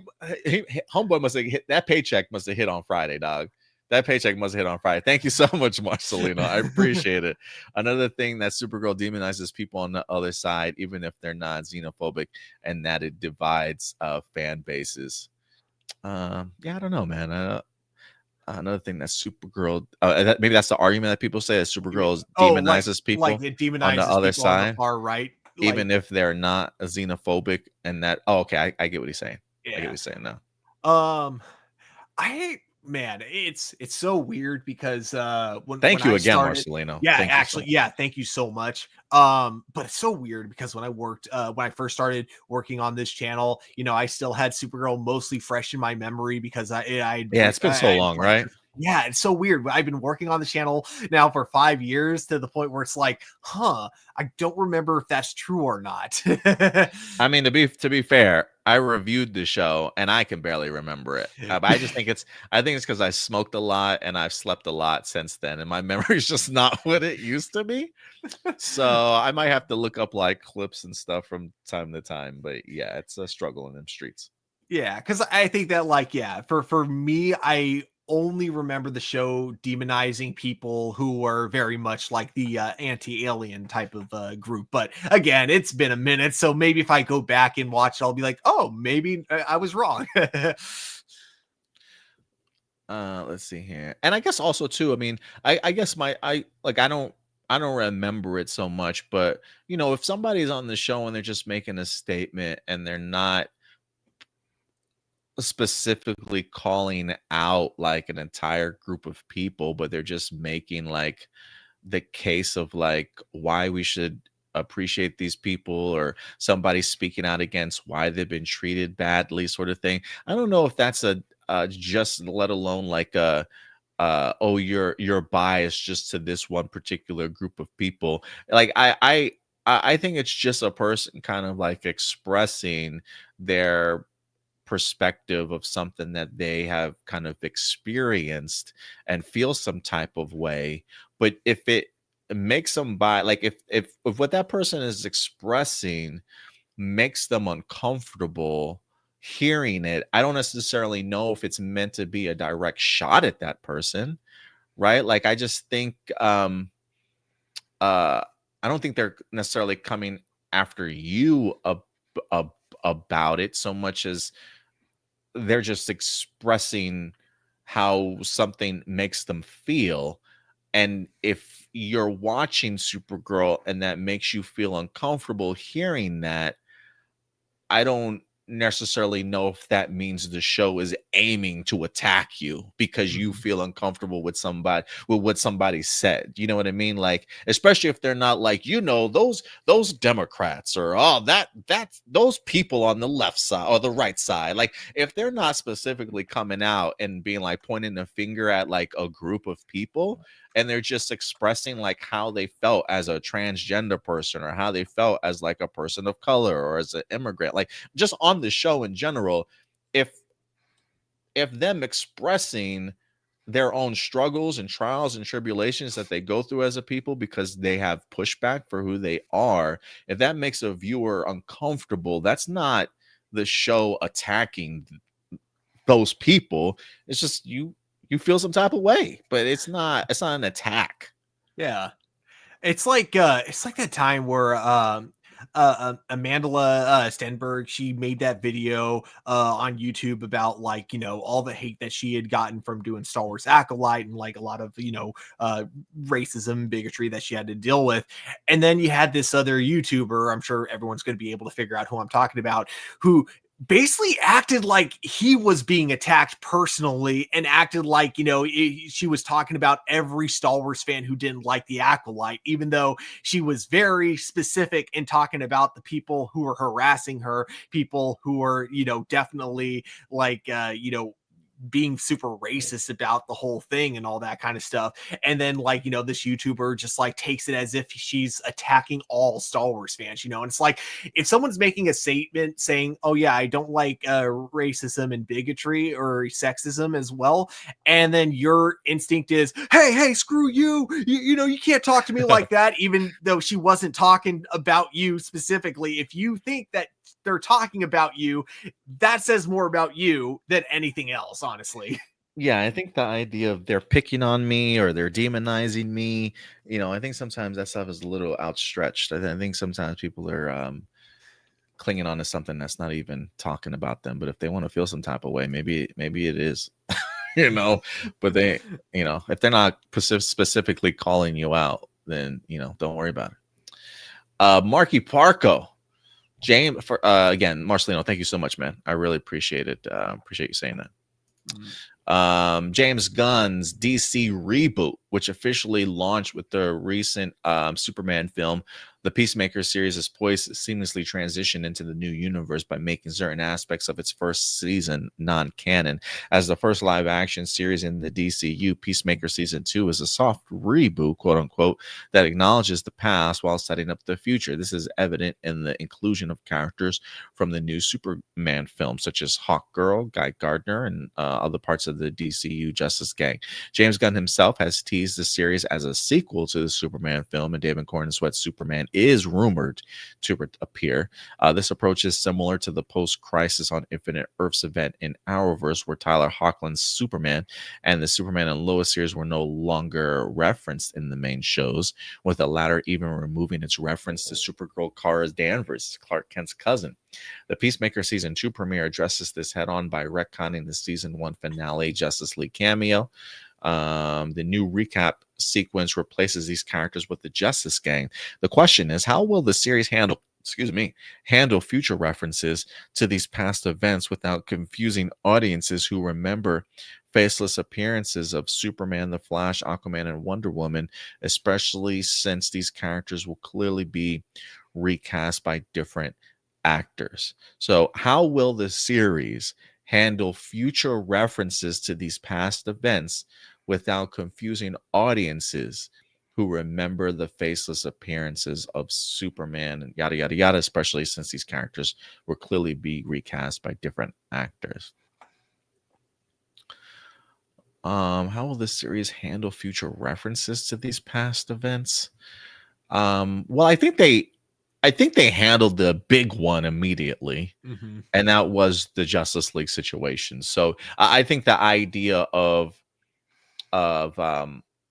well, two things. I mean, one, the series itself with the recap, I think, has already squashed that for future references. And who's to say what other future references will even be a part of the DCEU that James Gunn is going to be referencing in this show, right? Like outside of Peacemaker Season 1 and outside of the Suicide Squad movies, I don't know if James Gunn needs to make any other future reference. I think those are the only two projects that he would have to make a reference to retcon anything. Outside of that, if I'm James Gunn, I'm just not mentioning it, because to the second point, Superman did a great job of immediately establishing this is not the DCEU. This is a completely separate world. We're going to have completely different people that are going to be revising these roles. So the idea of having to worry about future references are completely out the window. So I don't think it's going to be as big of a deal as it was. I almost have a feeling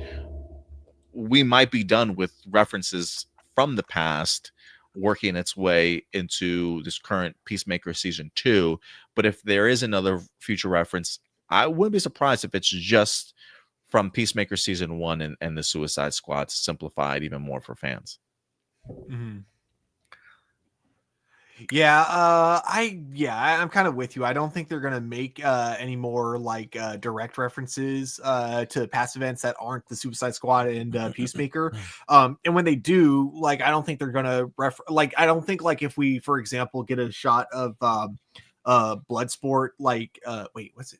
Yeah, Bloodsport, right? That was Idris Elba's character's name. Was it Bloodsport or Bloodshot? Can you hear me?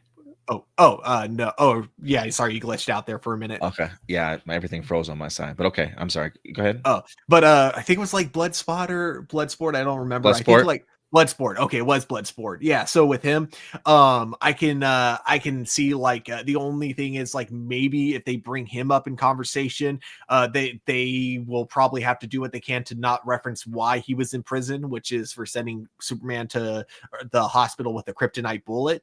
Because maybe that wouldn't fit in as well with the continuity of the new DC universe. But yeah, other than that, yeah, there's not really much they can't reference that would contradict anything being set up in Peacemaker season 2, because they've already addressed like the big one, which was of course the Justice League.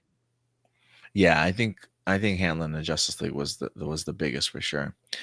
Peg C, what are your thoughts on Paramount wanting to purchase Warner Brothers Discovery? Not a fan. Not a fan. I'm tired of mergers, man. Like, I'm tired of people losing jobs. I'm tired of like everybody with a new vision wanting to do things differently, and then we spend 2-3 years of all these changes only for the year after for them to sell things again. Like, just stop. Just please, like, can we just get some sort of like I just want some normalcy. All right, like, yeah, it's kind of crazy right now. What are your initial thoughts on the original Toy Story and Toy Story 2 movies when they first came out? I love the first one. I don't know if I was a big fan of the second one so much. I enjoyed it, but Toy Story was a high bar, but I enjoyed both of them, but Toy Story was my favorite. Yeah, I think I like the first one more, only because like I was really young watching these movies, so I feel like the second one had a lot more adult themes in terms of character arcs. So those I didn't relate to as closely as I did with Toy Story 1. Yeah, so I think like Toy Story 1 was probably my favorite. I love all of them though, all except for Toy Story 4 I think was just okay, but I love the trilogy though, all three of them. I still haven't seen the fourth one yet. But yeah, I am a big fan of the trilogy. Peg C, who would win between the Dino Megazord and the Thunder Megazord in a battle? Ooh, yeah. I gotta refresh my mind when it comes to the Zord sometimes. So the Dino Megazord is the more traditional one, whereas the Thunder Megazord, I think, was like the upgrade. Was that the Shogun stuff? Yeah. Wait, yeah. Okay, sorry. I was thinking for some reason Dino Megazord. I was thinking the Dino Thunder Megazord. Oh, I get you. Okay. Yeah. I think they've mentioned already that the Thunder Megazord is stronger than the original Megazord. I could be wrong, but I'm going with the idea that the Thunder Megazord could win, because usually in Power Rangers, like, the whole thing is that they get stronger and stronger every season. So I'm gonna go with Thunder. Yeah, I was leaning Thunder Megazord just because I was under the same impression you did too. Like, if that's an upgrade to what they just got, it's got to be more powerful in that regards. And I also, low-key, one of my favorite Megazords is the Red Dragon. I always wanted that Zord as a child. I never got it, but I was always a big fan of the Red Dragon design. It was always so cool to me. It did have a really awesome design. How different do you think the video game landscape would have been if Nintendo and Sony had actually made the Sony PlayStation go behind Sony's back and gone with Philips to create the CDI console, which was an add-on for the Super Nintendo? If Nintendo had actually made the Sony PlayStation. Okay. Yeah. So basically, if Sony and Nintendo made the PlayStation instead of Sony, or wait, no, was it that Nintendo sold the IP to Philips when they did the CDI because it was originally going to be an add-on? But I think the question is regardless, I think the question is just if Sony and Nintendo made the PlayStation together, it would have been interesting, because I think if that happened, that would have been Nintendo's new thing. They would have gone the direction of Sega and became kind of a third-party developer creating games for consoles rather than creating consoles with games in mind. I don't know. I think it would have been a lot different. I think for one, you would have either had a lot of PlayStation mascots, a lot of PlayStation IPs being more family friendly, or you would have had Nintendo IPs and mascots being less family friendly. I think it would have gone one of those two directions.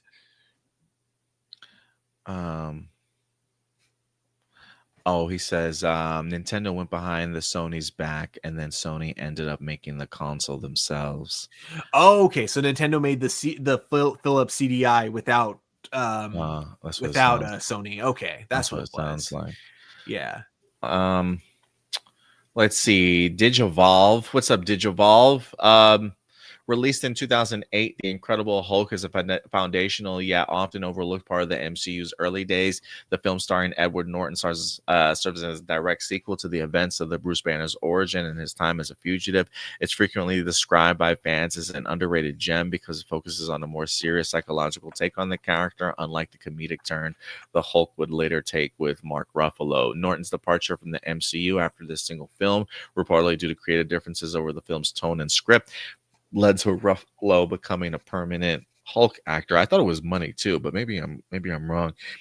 This recast, along with the fact that the film's story is rarely referenced in later MCU movies, with the exception of Brave New World now, often causes viewers to forget that it's a canon part of the cinematic universe. Aside from the brief post-credit scene with Tony Stark, could Edward Norton's grittier version of the Hulk have worked within the larger, more light-hearted context of the Avenger films? I think so. I just think they probably would have done the same thing to Edward Norton that they did to Mark Ruffalo, to be quite honest with you. Yeah. But I could have seen that fitting into the Avengers film for sure.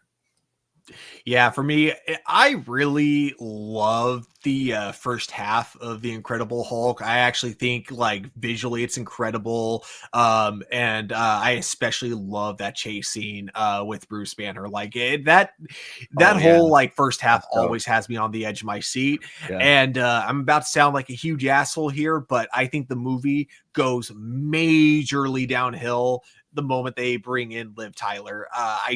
She is not a bad actress, but she is terrible in this movie. Like, oh my God, to like a point where I'm like, what is going on here? It is just like, it's a performance so bad, it still baffles me to this day. Like, what were they going for? Like, either was this the director's intention? Was it her intention? Like, what was the vision? I gotta know what they were thinking with this. Yeah, for real. Jessica Fryman, would you like to see a Spider-Gwen movie or animated series one day? I would take an animated series for sure. And do you think with better marketing and advertising, the 2011 Thundercats reboot animated series would have gotten more seasons? Yeah.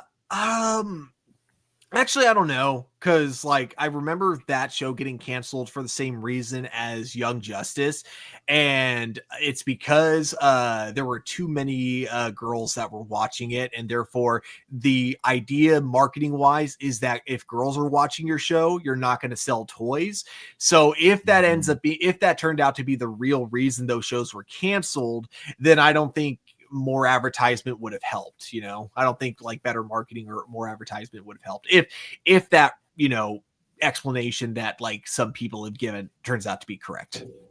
Wow, that's crazy. I hadn't heard that before. I'll have to look more into that. What would you like to see in the next season of X-Men 97? Well, it seems like we're definitely going to see Apocalypse. I think they definitely teased the idea of Gambit coming back to life as a potential horseman. I would kind of like to see if they're going to deal with Apocalypse. Well, I think I really don't know, because it feels like they've got some people stuck in what seems to be either the past where Apocalypse maybe started to begin. I don't know if they plan on doing anything future wise, but it would be interesting to kind of see like a past, present, and future storyline surrounding Apocalypse, where you get to see Apocalypse in all different perspectives, and the future being like an Age of Apocalypse sort of story beat. So I kind of would like a season 2 to be a story told across 3 different periods in time. I think would be dope. Yeah. Yeah, I'd be down for that. I really hope that the season 2 can deliver like a moment that has my jaw dropping the same way season 1 did, with the big attack that you had on the island. Like I want every season to have at least one moment like that. Yeah, that would be crazy. I hope they keep their same momentum. Kiki and Luca, Demon Slayer looks to be a box office smash. Are you surprised at its popularity? Not at all. No. Yeah, I've never seen anything like it. But then again, I haven't watched the series until I just started watching it yesterday. The first 3 episodes in. I think Homeboy just split the boulder in half after being trained by the 2 characters that were trained under his master, or the guy that's training him. Yeah. He was fighting along one of the guys, and then when he came back to reality or whatever, I don't know what it was, Homeboy literally sliced the boulder in half. I was like, oh, that's so cool. Like the way that they ended the epic, like it ended with that shot. I was like, oh snap. Like it got me hooked. So I can't wait to see can't wait to watch the next episode. My friends call me Joseph. A follow-up from 2 weeks ago. After a series of offensive tweets from years prior resurfaced. Oh, we're going back to Hartley Sawyer here. Yep. Who portrayed Ralph Dibny on The Flash, was fired from the show. The tweets, which contained misogynistic and racist language, were uncovered and exposed by former Disney Channel star Sky Jackson during the Black Lives Matter movement related to the George Floyd protests in 2020. Jackson, who had been actively calling out public figures for past transgressions, tweeted, Hartley Sawyer, you have been exposed, with screenshots of his disturbing post. Following the social media firestorm, Sawyer was let go from the series. His character was written off, yada, yada, yada. Sawyer posted an apology to the Twitter account, but has not had any acting roles since the incident. First of all, I was just about to say, has he been in anything since then? Apparently not. Apparently not. Adam, do you believe that cancel culture and the swift public shaming of individuals for past mistake is a net positive for society, or is it an overreaction that stifles personal growth and forgiveness? And then Stuart, considering Sawyer's apology and the fact that he has not worked since, do you think he has faced a fair consequence for his actions? And was the punishment too harsh and disproportionate to the offense? I have a feeling I know what your answer is going to be, Stuart, and I probably will agree with you. But do you want to go first, or do you want me to answer? I'm going to let you go first. Okay. Do you believe that cancel culture and the swift public shaming of individuals for past mistakes is a net positive for society, or is it an overreaction that stifles personal growth and forgiveness? Can it be a little bit of both? I mean, because like I'm thinking the same thing, because like there are times where it's like I do think that people kind of need to be canceled, because it's not all the time, some of the times cancel culture is nothing more than a timeout. A lot of people get quote unquote canceled and then they get right back up like nothing happened, but that's not always the case. Sorry, I'll let you continue. It's not always the case, but it is a form of accountability, and a society that refuses to take accountability for your actions. I do think it can be taken completely out of control, like the swift public shaming of individuals for past mistakes. I think it can be really harsh. I don't see that as necessarily a net positive for society, but I'll also think, and I do think that um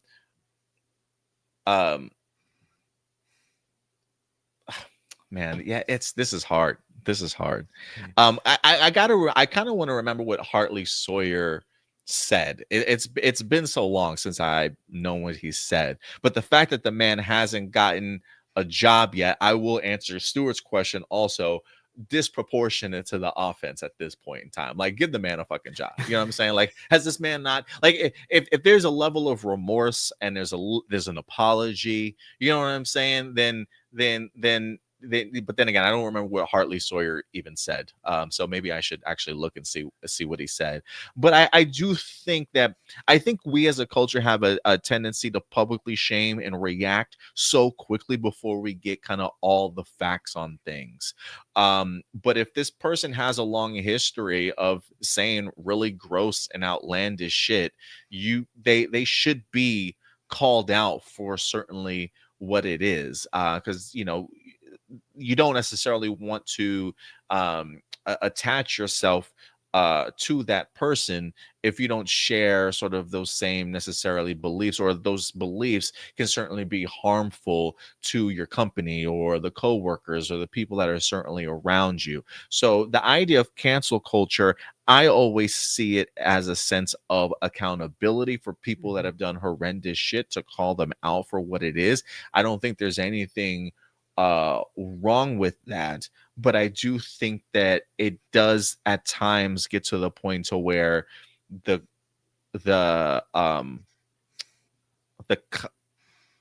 consequences maybe, or the punishment goes a little bit too overboard based on what it is. Each situation is not the same. And I don't think we should treat each situation the same. And I think we need to be mindful to have grace towards certain things and no grace towards others based off of the severity in which that it is. When I see people on the street with hateful speech and calling people derogatory terms, calling the N-word, and they hope they die, and wishing bad things upon, like, when people go out of the way to say shit like that, I got no problem with somebody recording them, sending that shit to their job, and making them lose their fucking job. Like, I got no problem with that whatsoever. But sometimes if it's a past tweet and you say some stupid ass shit that was like 13, 15 years ago, that you're like, yeah, I probably shouldn't have said that, I apologize, I've changed as a person, and you show some level of remorse and actions, then to continue building up on canceling this person after a decade or 15 years of stuff, like, come on, guys. Like, there's got to be a level of forgiveness that we're willing to kind of put out there when this person is doing what needs to be done to ask for our forgiveness. So each situation is very different. I don't necessarily have a problem with cancel culture, because I think what people call us cancel culture is just accountability. But I do think in the time period that we live in, we can be way too reactionary and way too quick to public shame without all the information, and it can be taken overboard sometimes. So I think it's a little bit of both.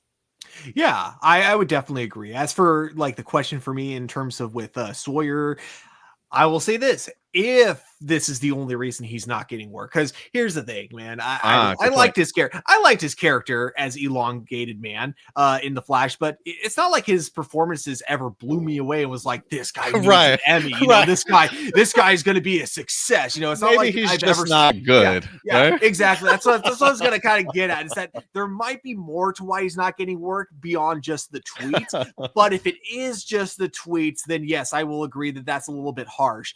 But again, this is why I was very I think I was careful to say this last week. And if I wasn't, I'm going to correct myself.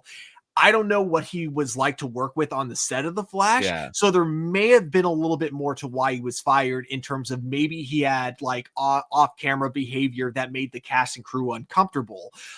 You know, so I think that if there's something like that going on, then yeah, they're you know, that is kind of just the consequences of, you know, your behavior, you know, it's not being able to get jobs. But yeah, so to answer your question, if that is the reason he hasn't had work since The Flash, I do think that's a bit harsh. So yeah, yeah. I don't remember the tweets in which he said, and it's been they were years bad. since then. They were pretty bad. Okay, Yeah. I also don't want to like gonna... try to make it. Yeah, I don't want to try to make it seem like those tweets weren't a big deal. Like he definitely deserved to be under fire for that. I just don't think he deserved to necessarily lose his job just for the tweets alone, and only because of how old they were. That's the big thing. It's because of how old they were.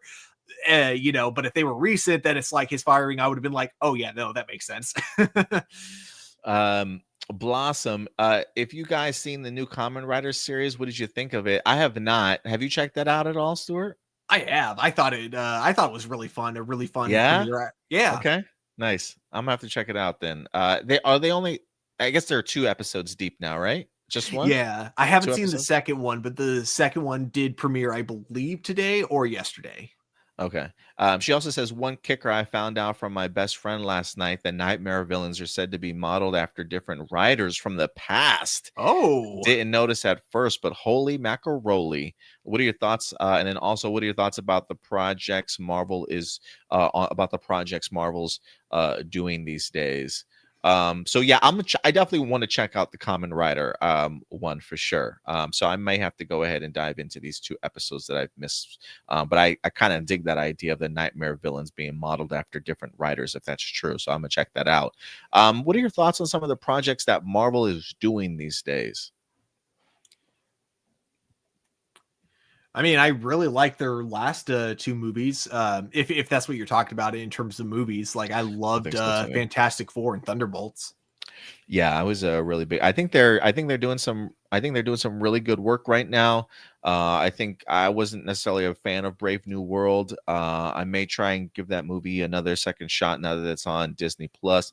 But I've been enjoying the trajectory in which they've been going so far. Agatha All Along, I thought was great. Oh yeah, for your Friendly Neighborhood Spider-Man, I actually was a big fan of that. Thunderbolts, Fantastic Four. Wasn't there? I haven't checked out Eyes of Wakanda yet.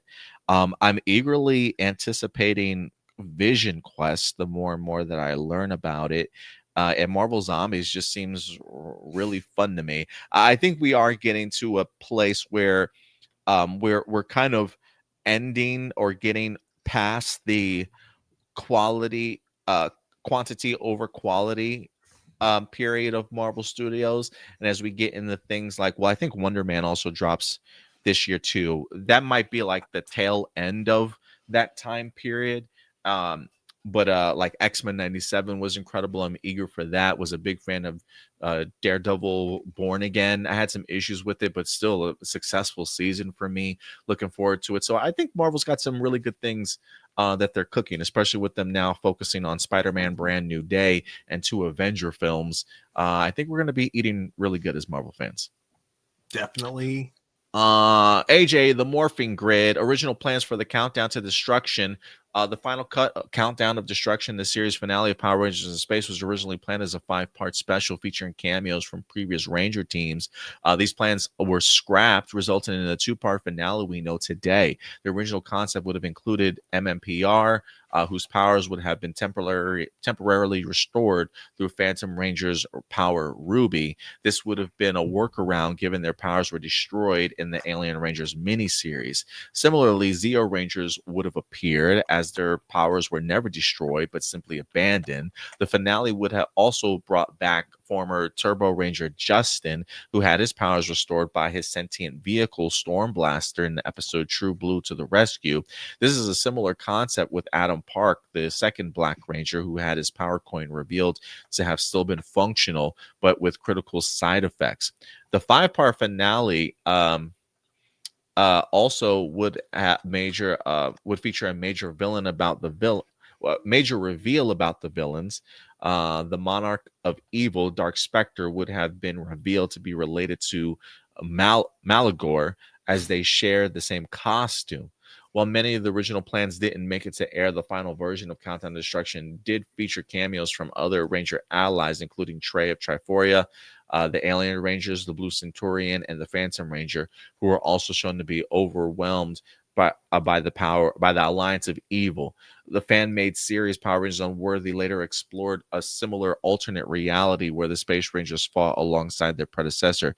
Given the logistic challenges and behind-the-scenes issues with the original actors, do you think it would have been worth the effort to bring back the original teams for a longer finale, even if it meant using stunt performers? You know what? No, I actually kind of like the way that it ended up. I think they probably would have been doing a little bit too much. If you ask me, it sounds cool and all, but maybe been a little bit too much. But I was a big fan of the Countdown to Destruction. I think it was perfectly fine the way that it was. Yeah, everything that you mentioned sounds really cool on paper, but the thing is, we don't know how it would have looked in execution, but we do know how Countdown to Destruction, the one we got, looks in execution, and I think it was almost perfect. So, it's as cool as that is, I'm happy with what we got. Me too. And then last but not least, Doomsday. Have you noticed there's been a lot of slander towards TJ from Turbo and Space lately? If so, what are your thoughts on it? And what do you personally think about TJ? Since when? Who's talking about TJ? Who needs their ass kicked? Who's talking about TJ like this? Put some respect on this man's name. All right? Yeah. Unbelievable.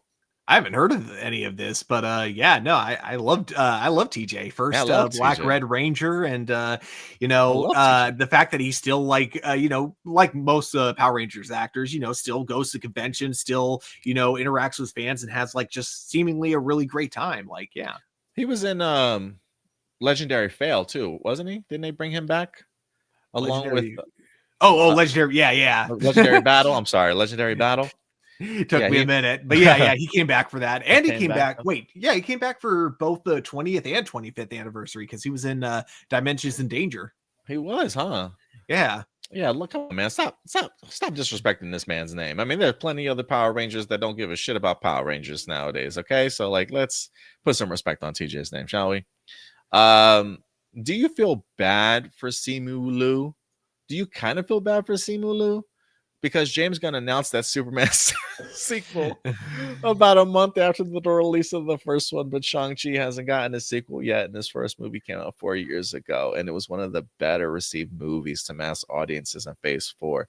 Simu went on Twitter and expressed a bit of his frustration about it, which I really don't blame him for doing so. I don't blame the dude either, man. Mm-hmm. A huge missed opportunity. Like, I'm why they didn't greenlight a Shang-Chi immediately after the success of it in the box office, it being well received by critics along with audiences. I mean, we should have had a Shang-Chi movie a long time ago. Like, great that he's gonna pop up in Avengers Doomsday and stuff, but we should have easily already had a sequel for this man by now. So Marvel definitely dropped the ball in that regard. So I don't blame him for feeling some type of way about it. Yeah, I definitely agree. Given everything that we have, what do you think the runtime for Avengers Doomsday should be? 3.5 hours. Yeah. At least 2.5 hours for me. Like, when it comes to the big superhero team up movies, I want that to be a long runtime. I don't want it to be like I don't want it to be less than 2 hours. Nah, I need a 3-hour movie, bro. Infinity War runtime, 2 hours and 30 minutes. Endgame runtime. Hold on. I think if I remember correctly, it was 5 minutes under 3 hours. Yeah, it says 3 hours and 1 minute.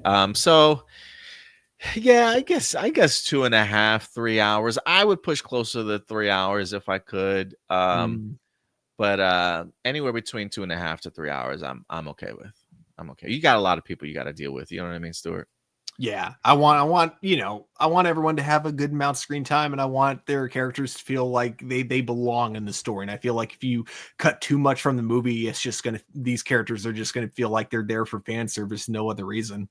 Yeah, absolutely. We already got people questioning Robert Downey Jr. as Doomsday. So you really got to focus on giving these characters the time and story that they deserve. So we'll see. We'll see how it comes together. But guys, thank you so much for all your incredible live viewer questions here today. Very compelling, very thought-provoking. We really appreciate you asking us those questions. And again, Anybody that gave us super chats today, praise God. Thank you. Like literally, I hope you guys have a fantastic weekend. It really will go a long way in helping out this channel. So thank you guys so much for that. And you can continue support each and every week. And again, if you couldn't help out monetarily, we definitely love you. Just being here, watching us live, hitting that like button goes a long way. We love having our regulars around here, along with, new people that even if you just come in and out every now and then, we always love having you here, guys. So thank you for continuing to support us each and every week. But that will do it for today's show. If anything, I did drop a Conjuring review for you guys last week. I think I talked a little bit also about the Wake Up Dead Man trailer review. So expect some other content later on this week, probably another movie review if I get around to going to the theaters this week. Any big movie trailers or big news announcements that might drop that I don't necessarily want to say for Hero Report, I'll probably drop a video about it for you guys. Stuart, we have got to talk Peacemaker at some point in time this week. So we'll see what your schedule is like for tomorrow, but we'll work around some things if we need to. Yeah, man. Stuart, if people can find you on social media, where can they find you? You guys can find me at TurboStew01 over on Twitter, Instagram, and TikTok. And if you guys want to follow us on social media, you can find us in several places. Right over here at TikTok, on TikTok at Hero Report. Follow us over there. And then most importantly, right down here at A+ Opinions, everywhere else on social media. We are very active on our Facebook page. That's where we drop all the news articles, all the updates, discussion topics, trailers, posters, behind the scenes stuff, all throughout the week to keep you updated. And then we take 6 topics from there and talk about them here on our YouTube channel. Subscribe to our YouTube channel, click the bell notification so when we drop brand new videos, you will certainly be notified. But other than that, that will do it for us here today. We'll certainly see you guys next Sunday. And until the meantime, do me a big favor, as always, guys. Take care of yourselves, take care of each other, and keep it A+. We'll talk to you guys later. Bye.